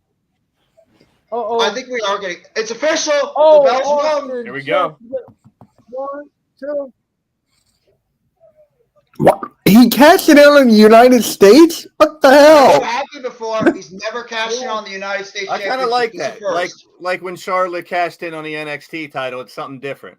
Right. Yeah. Obviously, it's they're something not going to throw different. him in the world title picture right now. No, he's not ready. Rollins Oh! kicked out. Rollins kicked Can you imagine if he out. loses? I know he's gonna lose. No, They're making him look like a no, dumber at He this gets point. him up, puts him up, and he hits him with a big elbow, with big knee right to the face. 1, 2. No, he kicks out at 2. And Theory is pissed. oh. Normally, when they cash in their briefcase and win, it's pretty quick because the guy's already knocked out or beat up. So this doesn't I look good can't for believe Theory. this. I can't. Oh, he countered it. He got him. Oh, he's going for the pedigree. Kicks him to the gut. Theory No. gets him. Pedigree. Theory hits the pedigree on Rollins. 1, 2. No, he kicks out at 2. Oh, Theory was going for the pedigree. He reversed it and he kicked out at 2 after Rollins earlier reversed the A-Town down. I hope he loses. I think that'd be a really good story of him being so pissed he cashed in and didn't win. It's just like it's funny because we know it's gonna happen. No, I don't But think you it know can something? happen. This is I can easily I see think him he's gonna lose. lose it. I really think he's gonna lose. He's got no. I just Rollins don't think that counters this- it. He's I going think- for A-Town down again. Misses him. Goes right into the post. He's Rollins gonna go into the stomp. outside of the ring. He's gonna and Theory smashes his stomp head him. right on the outside. Theory is He's gonna do actually the cashing stomp. his He's gonna money give in him the the back stomp, and he's gonna briefcase. retain the title. Going for the inside, looking for the big. Rollins counters the inside out clothesline drop kick, and he catches it. Kick right to the face. A-Town down. Elbow right to the face. 1, 2, Neckbreaker. no. Back elbow. Lashley just This is friggin' nuts.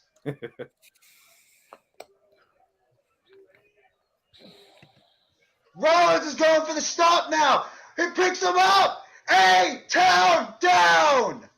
1, 2, and Bobby Lashley pulls him out of the ring. Lashley pulls He out pulled the the referee. referee. So what happens if it's a schmoz? Does he get his? He's He don't get the briefcase back? No, he already cashed it in. The match is official. Yeah. So that's it. He's gonna I win. told you they're making I it mean- look I like mean, a this- jobber. Oh, this- Bobby Lashley's now beating the hell out of. I He's mean, now this is- absolutely beating the hell out of Theory. So we have 3 non-U.S. challenge matches. Ali, nope. Lashley, nope. Theory, nope. And he throws him. He helicopters him off the post. I mean, But the referee's this is- down this whole time. Maybe they'll just have a 4-way next week for the title. I could see it. I think don't- it I might be don't- I Survivor don't- Series. Fatal 4-way we're, Survivor we're, Series. we're getting close to the end, ladies and gentlemen, of this show, and Oh my God! He just helicoptered him again in the post. And throw him back in and let Seth pin him. Bobby Lashley is absolutely gone ape. Now he's got the hurt lock on him. And Austin Theory's literally got nothing left right now. Chaos. Absolute psychotic, crazy chaos at the end of Monday Night Raw. Bobby Lashley has just absolutely destroyed everybody. Look at Austin Theory's face. He's actually turning purple. He's actually turning purple in the ring. I tell you, who's been gold tonight is Corey Graves. He's been hilarious. He's been awesome tonight. the referee is crawling love- back in the ring. The referee is crawling back in the ring. Mac makes a good point. Referee's Triple H right counting. now is righting the wrong with Theory winning the Money in the Bank. I agree. The Ralph Lashley is being counted out. I mean, Austin Theory's being counted out. I don't know if anyone's Theory is lost being a cash in counted by a count out before. That might be a first ever. Yes. So he's lost the briefcase on a counter, unless they try to make up some goofy No, rule. no, that, like, no. There's a stomp. There's a stomp. You guys are way ahead. There's a Yeah, I'm still on him on the ground right now. three. Rollins retains. Spoiler Wow. alert, Earl. Boo. Wow. I agree with your assessment, Earl. Because Yes. you predict you're the future Earl. And Earl's in the then future up there. stop! Flips him over! I bet you Seth wins. Anybody want to take that bet? I'll take that bet. I'll take that bet right now. 1, 2, Seth Rollins has retained the United States Championship, and Austin Theory has lost his Money in the Bank briefcase. Oh. Wow. I told you from the Wow. get-go. Wow. You want to talk about a chaotic way to end Monday Night Raw? I got a big question for future Earl. What is the lottery number going to be tonight?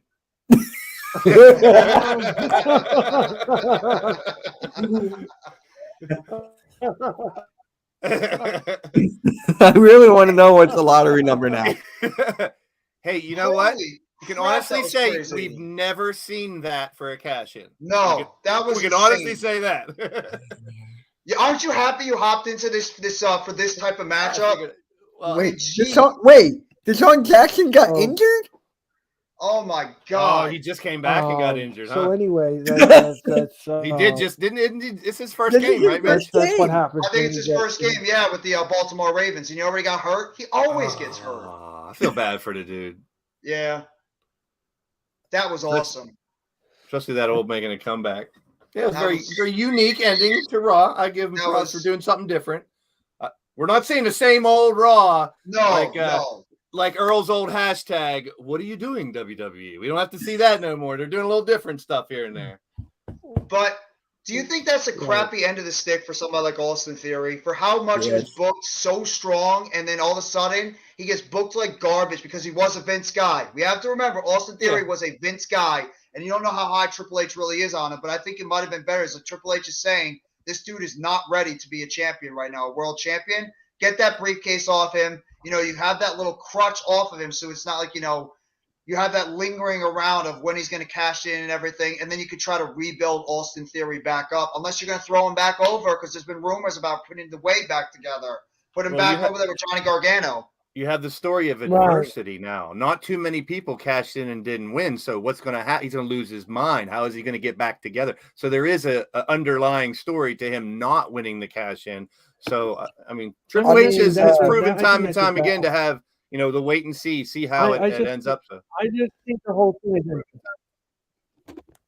My favorite casting that's failed was John Cena's. Like, why would you challenge him It's an to a embarrassment to one-on-one? the You know you Oh, were it's gonna Damien lose. Sandow. The Damien Sandow one when he cashed on Cena was great. That was awesome. And Baron Corbin, too. Remember, Corbin lost his when he cashed in on Jinder Mahal years ago. Because of Cena. Cena cost him the briefcase. Yeah. So that is true. Do you guys think that's the end? That is true. Do you guys think the proverbial dumping of that 24/7 title in the trash is going to be the end of that title? I hope so. She missed the garbage can. She did. She missed the garbage can. She you had one job. You had one job. Wait, I was watching the Sixers. Someone tried to throw out the 24/7. Right, exactly. Nikki won the title, and then she dumped it off her shoulder, and it missed the garbage can. That was beautiful. Wait, so you're telling me that she pulled a Ben Simmons? Yeah, she missed the air. She airballed it. Missed an airball, yeah. Yes, yeah, Mitch. Did you see Ben Simmons' airball layup that he had the other day? Yeah. Yes, we all saw it. We all saw it. I have to unfortunately watch it. I have to unfortunately cheer for that because he's on my team, so I got no choice. I know we're going on basketball they're winning right now. Quick, but what do you think's going to happen to Kyrie now? He said he's going to retire. I don't know. He said he's retiring. Is that true? Yeah, I heard that he's going to retire. Now I don't. Now you can always come back from a retirement with the right amount of money and the right team if he wants to. He gives him away to, but retire. He's a loony. Yeah, retire. But and he can go off the end of the flat earth. He's already going off the edge. This is another good one by Mac when Punk turned heel when he cashed in on John Cena. Yeah. That was another good one. Yeah, and Kevin Durant wants out. That's crazy. Look at the players they had at the Nets, and now they're all gone. He never said wanted out. Oh well. No, he never said that. And over the summer, he did. He didn't say it now. Oh wait, I heard he was on a trading block. No, that was all rumors. That's all BS. Since Kyrie Irving has been out, the Nets have actually looked like a better team. They've actually looked like a better team overall. It was good seeing you. And guys, I'll talk to you later. Let's go, Sixers. We finally got a win. Fire Doc Rivers. I got more wrestling questions for Blaze since he's on the stream.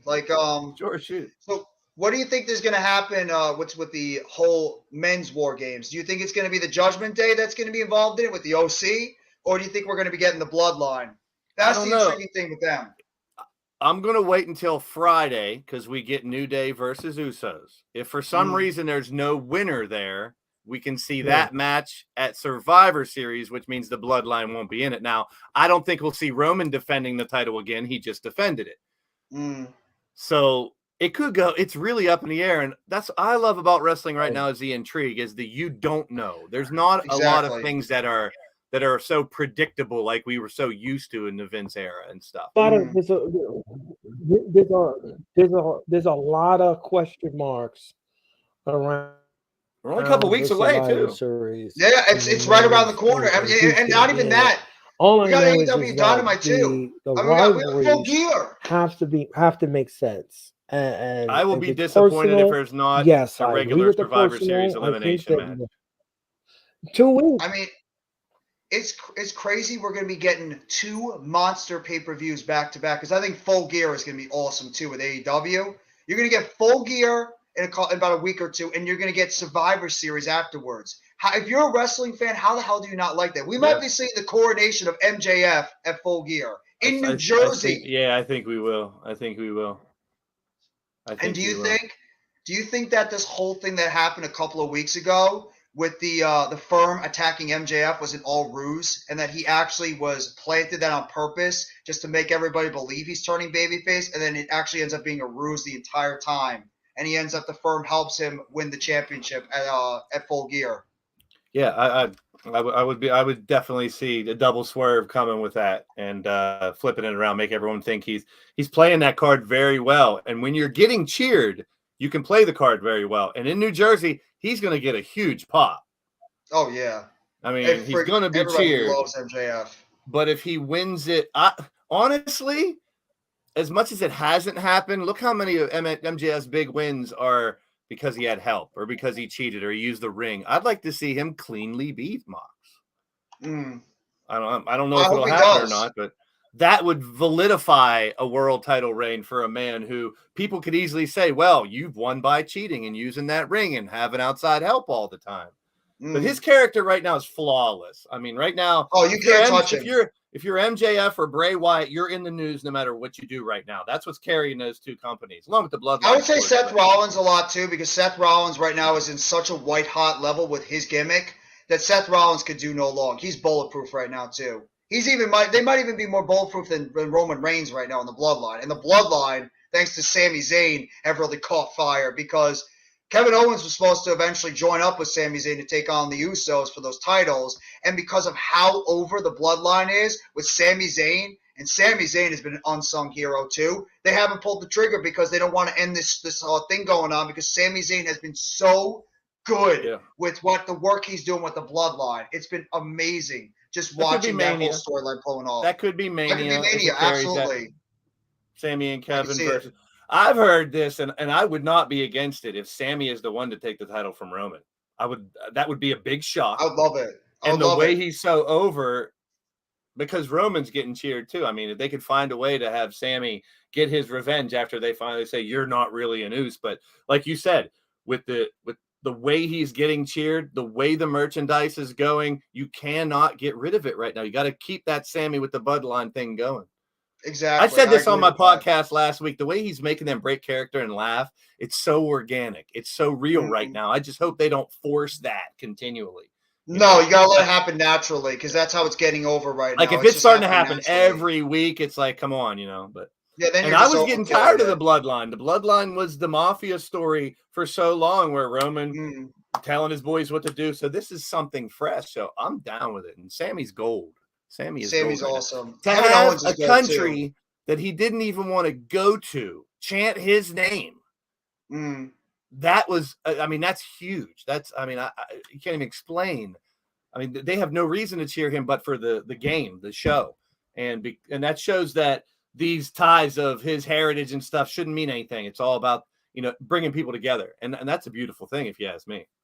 I agree 1,000%. I enjoyed Crown Jewel. Look back at the past Crown Jewels we've had. The past Crown Jewels have been shit, but this one really was really good. The women killed it. That women's title match was so good between Bianca Belair and Bayley. That was, for me, my favorite match of the entire weekend, and I liked the main event, but Bianca Belair and Bayley absolutely killed it that night with how good that match was. It made their ladder match at Extreme Rules, which was great too, look insignificant. That's how good that match was at Crown Jewel. I loved what those two women did. And I'm glad they're continuing the storyline heading into War Games. So I'm intrigued what they're going to do with that going forward. And I'm really intrigued what they're going to do with the men.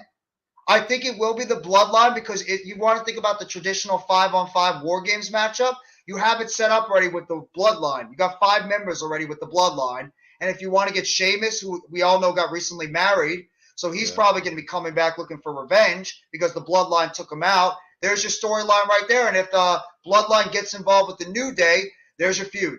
You got the Bloodline taking on the New Day and the Brawling Brutes, and there's your 5-on-5 War Games for the men. It just fits perfectly together. It makes sense. And if you could have Sami Zayn in the end, you could start the transition of Sami Zayn slowly starting to get kicked out of the Bloodline because you're going to have Sami Zayn potentially cost the Bloodline the matchup. And then that's when you see the dissension, like the disintegration with Sami Zayn and the Bloodline, and you can have Kevin Owens slide his way back into the whole thing too going forward. So I love what they're doing right now. If they do that with the Bloodline and put together a team against them, I would love to see OC versus Judgment Day in the traditional Survivor Series match. Me too. I want to see a regular one too. That's what Survivor Series is all about to me when I remember I was a kid. What about you, Earl? You were frozen there for a while ago. He's back. What do you want to see at Survivor Series, Earl? Besides better internet service. I feel him on that. My internet was crashing a lot before. Thank God it actually started working. Earl's internet turns heel on him. Yeah. Earl, your internet just turned heel. It's turning more than the Big Show does on a daily basis. And we all know how much the Big Show turns heel and babyface every second. When the Usos win on Friday with the help of the Bloodline, they will declare war on SmackDown Friday night. That could happen. I'm intrigued what they're going to do on SmackDown this Friday and what the hell are they going to be doing with Bray Wyatt? This whole Uncle Howdy thing is such an intriguing storyline. I am so intrigued where this is going. I don't want Alexa Bliss anywhere near it. I really don't. We've done that already.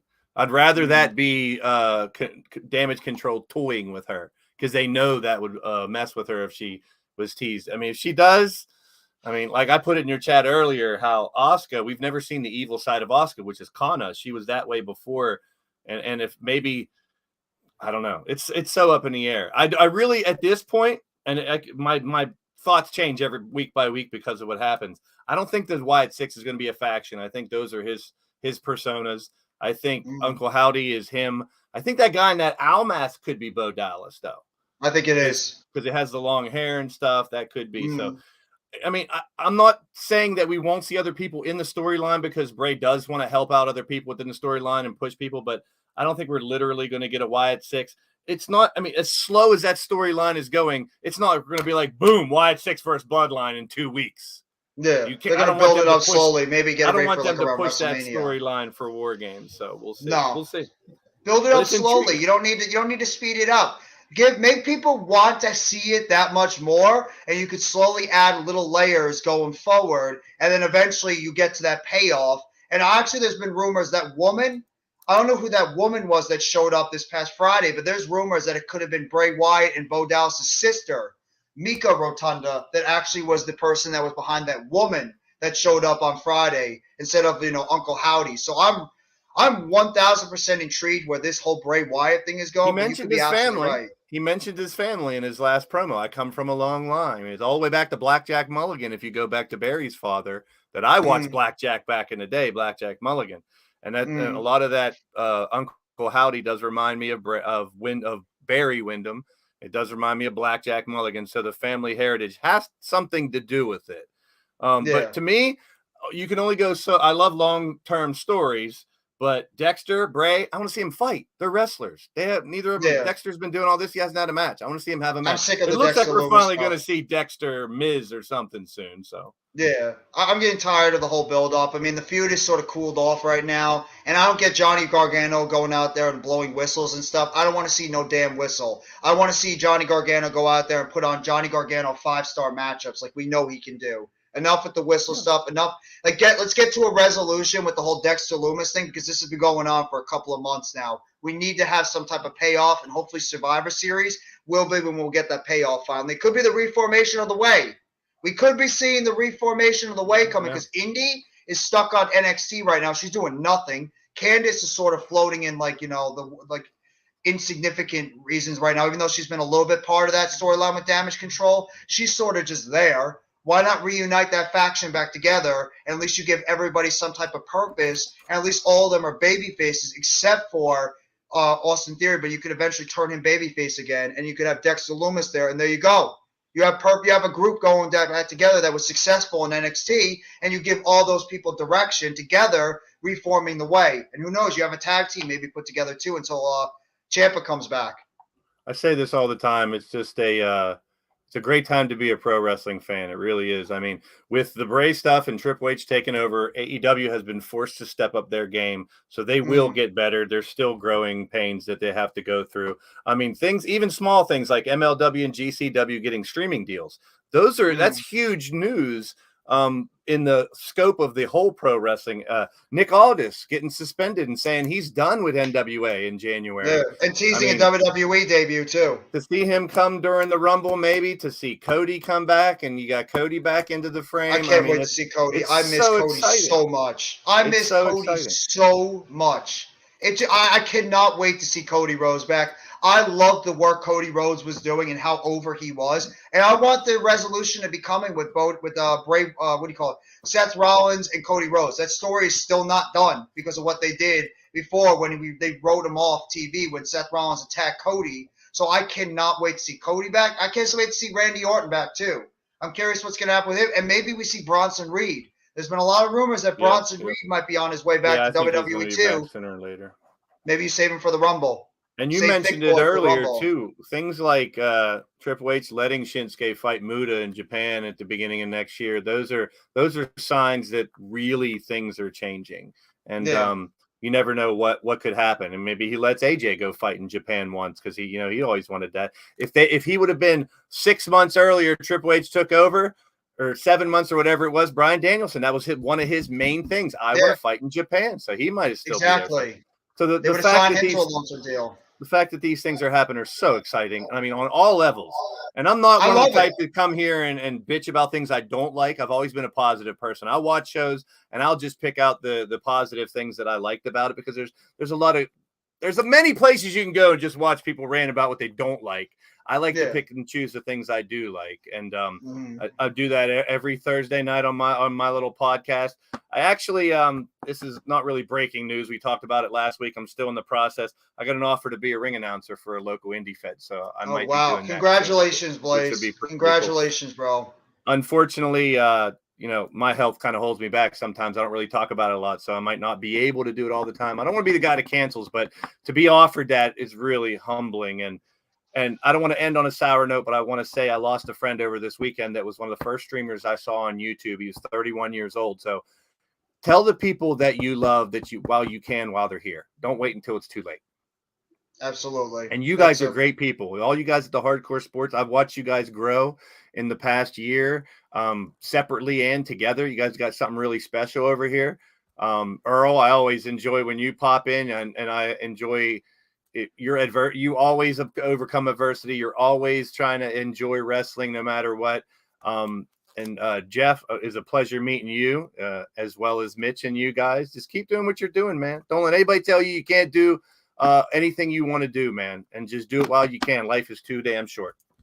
I appreciate it, Blaze. And the same thing, it's been a pleasure meeting you. I love the knowledge and everything you throw out there in the wrestling industry. It's awesome to be able to learn still, because we're all still learning everything. We don't know it all. And we appreciate what you bring to the table, the platform that you built over the years. And it's really an honor to be able to have met you, be able to, give us your knowledge on the product, and just have a positive influencer out there. And like you said, everything doesn't have to be negative. If you can just put a positive spin on a lot of things, it just makes the community all the world and better. And Mac is another great wrestling fan. He's actually going to be doing. You guys have a hell of a group, and every corner.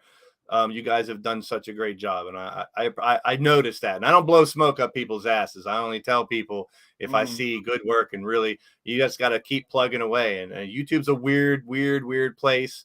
Where there's a lot of negativity, drama, toxicity, whatever you want to call it, but it's only there if you let it be. And I mean, there's a huge age gap between you guys and me, but it doesn't matter because we all come together. We all have the same passion. We all have a major passion for wrestling and sports. Exactly. That's why we come together.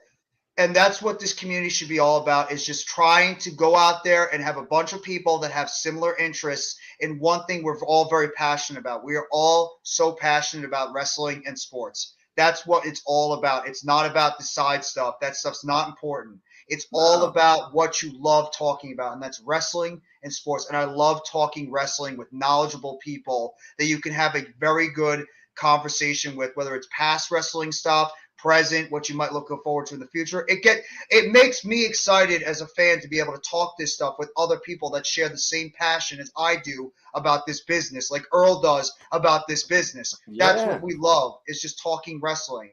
I love it. I appreciate it. There's no doubt you got passion, dude. You get into it, you get excited, and that's what it should be. I mean, be yourself, enjoy it. And here's another thing. You can like any wrestler you like.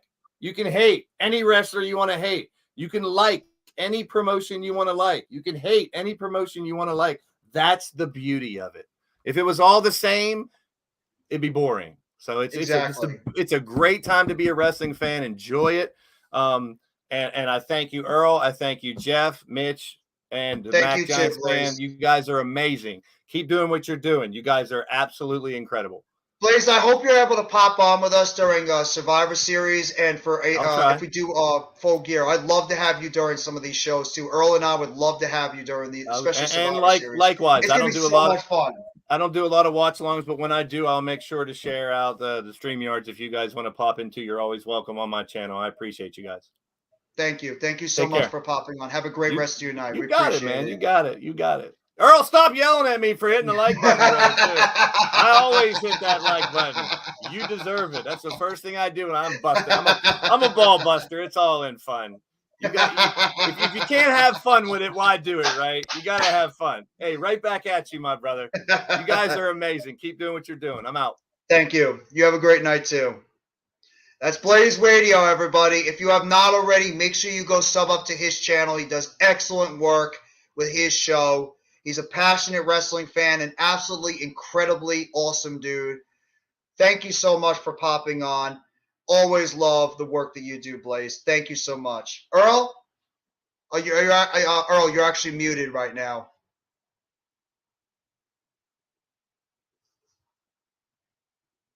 Earl's having a little bit of issues with his internet right now. Hold on. Oh, there we go. Go ahead, Earl. Okay. I've talked enough. You can go Okay, ahead. there we go. Ladies and gentlemen, that's going to do it for the Raw Watch Along. That is going to do it. We want to thank all of you in the chat. We want to thank the Hardcore Sports Network. We want to thank all of you for joining us here tonight for the Hardcore Sports.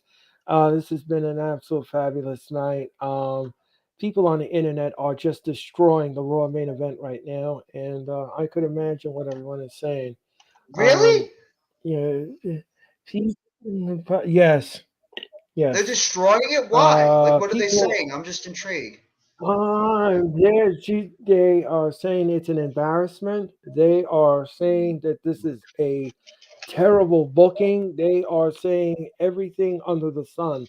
So it is not going to be a good time for Triple H when he reads the internet. Peace and positive vibes to you, too. Peace and positive vibes to Blaze Radio. I'm He's got a good just point. yeah. People will complain about everything. Yeah, sounds like you need to follow more positive people in the world. Yeah, well, I try, Blaze. I try. Um. So anyway, ladies and gentlemen, that is what people are saying on the internet. It's an embarrassment. It's a joke. Uh, People can't I don't believe get that this that. cash. I I don't understand why they're calling it an embarrassment. I I thought it was pretty solid. I don't know. I mean, Yeah. it's a failed cash in. It's a failed cash in, and that's what it is.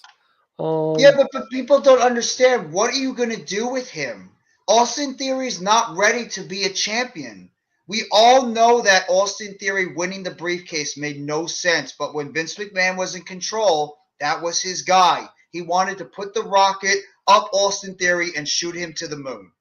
And now that Triple H has taken over, he's trying to do what's best for the WWE Universal Championship and for Austin Theory. He's not ready to be a world champion, so this is the best way to get that monkey off his back and get that pressure off of him. Now the briefcase is gone, and you could slowly try to rebuild him back up as a credible wrestler. It made no sense why he became the Money in the Bank briefcase holder, and now this is going to help out Austin Theory ultimately in the end. I had to get that out there. I just don't understand, why people are getting crazy about this. It made no sense. You can't have Seth Rollins lose the title. Right. Just I don't know, Jeffrey. I don't know what people want. I don't know what people It's just want them being anymore. greedy, Earl. They don't know What what they is the want. WWE supposed That makes no sense. to do at this point? What do you do with that briefcase? Well, it doesn't matter now. The briefcase is gone. So, Austin right. Theory So had a failed cash in, so I thought it was intriguing. I did not mind it. People are going to get crazy about it, but I did not mind it at all. I didn't.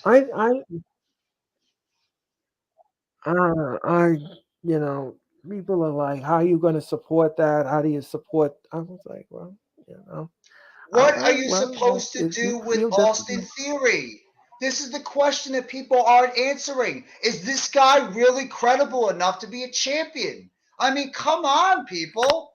I don't want to make this negative, but what is he going to do as the champion? He's not beating Roman Reigns. Austin Theory's not Right. the guy that's going to beat Roman Reigns. Let's get to reality here. He's not doing it. Right. And he wasn't beating Right. Seth Rollins because of how over Rollins is right now. You had to get that briefcase off of him. I see the end game they're doing with Reigns. He's not losing that championship anytime soon. He's probably going Right. to beat The Rock at WrestleMania. They're going to want him to be the Right. most dominant world champion in WWE history. Maybe have that title for over 1,000 days as champion, and then eventually, poof, then you drop the title. That's what I think what they're trying to do. So I don't get it. Right. I don't get it. I don't know, but the internet is ablaze, and it's not in a good way, unfortunately. Yeah, and Mac is Um, absolutely right. He was never supposed to have that briefcase. That's Vince McMahon wanting to put his guy at the top. That's the only reason why Austin Theory even won that briefcase, because of the fact that Vince McMahon was in love with Austin Theory and he wanted to shoot the rocket pack on his back and get him to become a world champion. If Vince McMahon was still in charge right now, Austin Theory would probably been world champion. He would have probably been the one to defeat Roman Reigns. Guarantee it. Guarantee if Vince was still in charge, Austin Right. Theory would probably be world champion because Vince would be bored with the bloodline right now. I don't get it. I don't get why people are upset. I Right. don't. Maybe I just sound foolish. Maybe we're just not making common sense right now, Earl, but I don't get it. I apologize for taking up more time. I just don't get the fans right now with this. I don't. I don't understand it either. I'm gonna talk about more about this. We'll talk about this more backstage, Earl. because You and I will talk about it more backstage. yeah, because I just I don't know. I mean, I don't know what to do at this point. But anyway, ladies and gentlemen, we're gonna close the stream, and we hope that you've enjoyed the Raw Watch Along. Jeffrey and I will be back next Monday night for another Thank you, guys. edition of the Raw Watch Along. Have a great rest of your Good night, night, everybody. everyone, Take it and easy. have a great Tuesday. Don't forget, go out and vote. Yes, Take it easy, and don't forget to absolutely. vote. Good night, everyone. Have a great night, guys. Thank you, Mac. Thank you, Blaze. Thank you, Sophie. Thank you, everybody that came by the chat.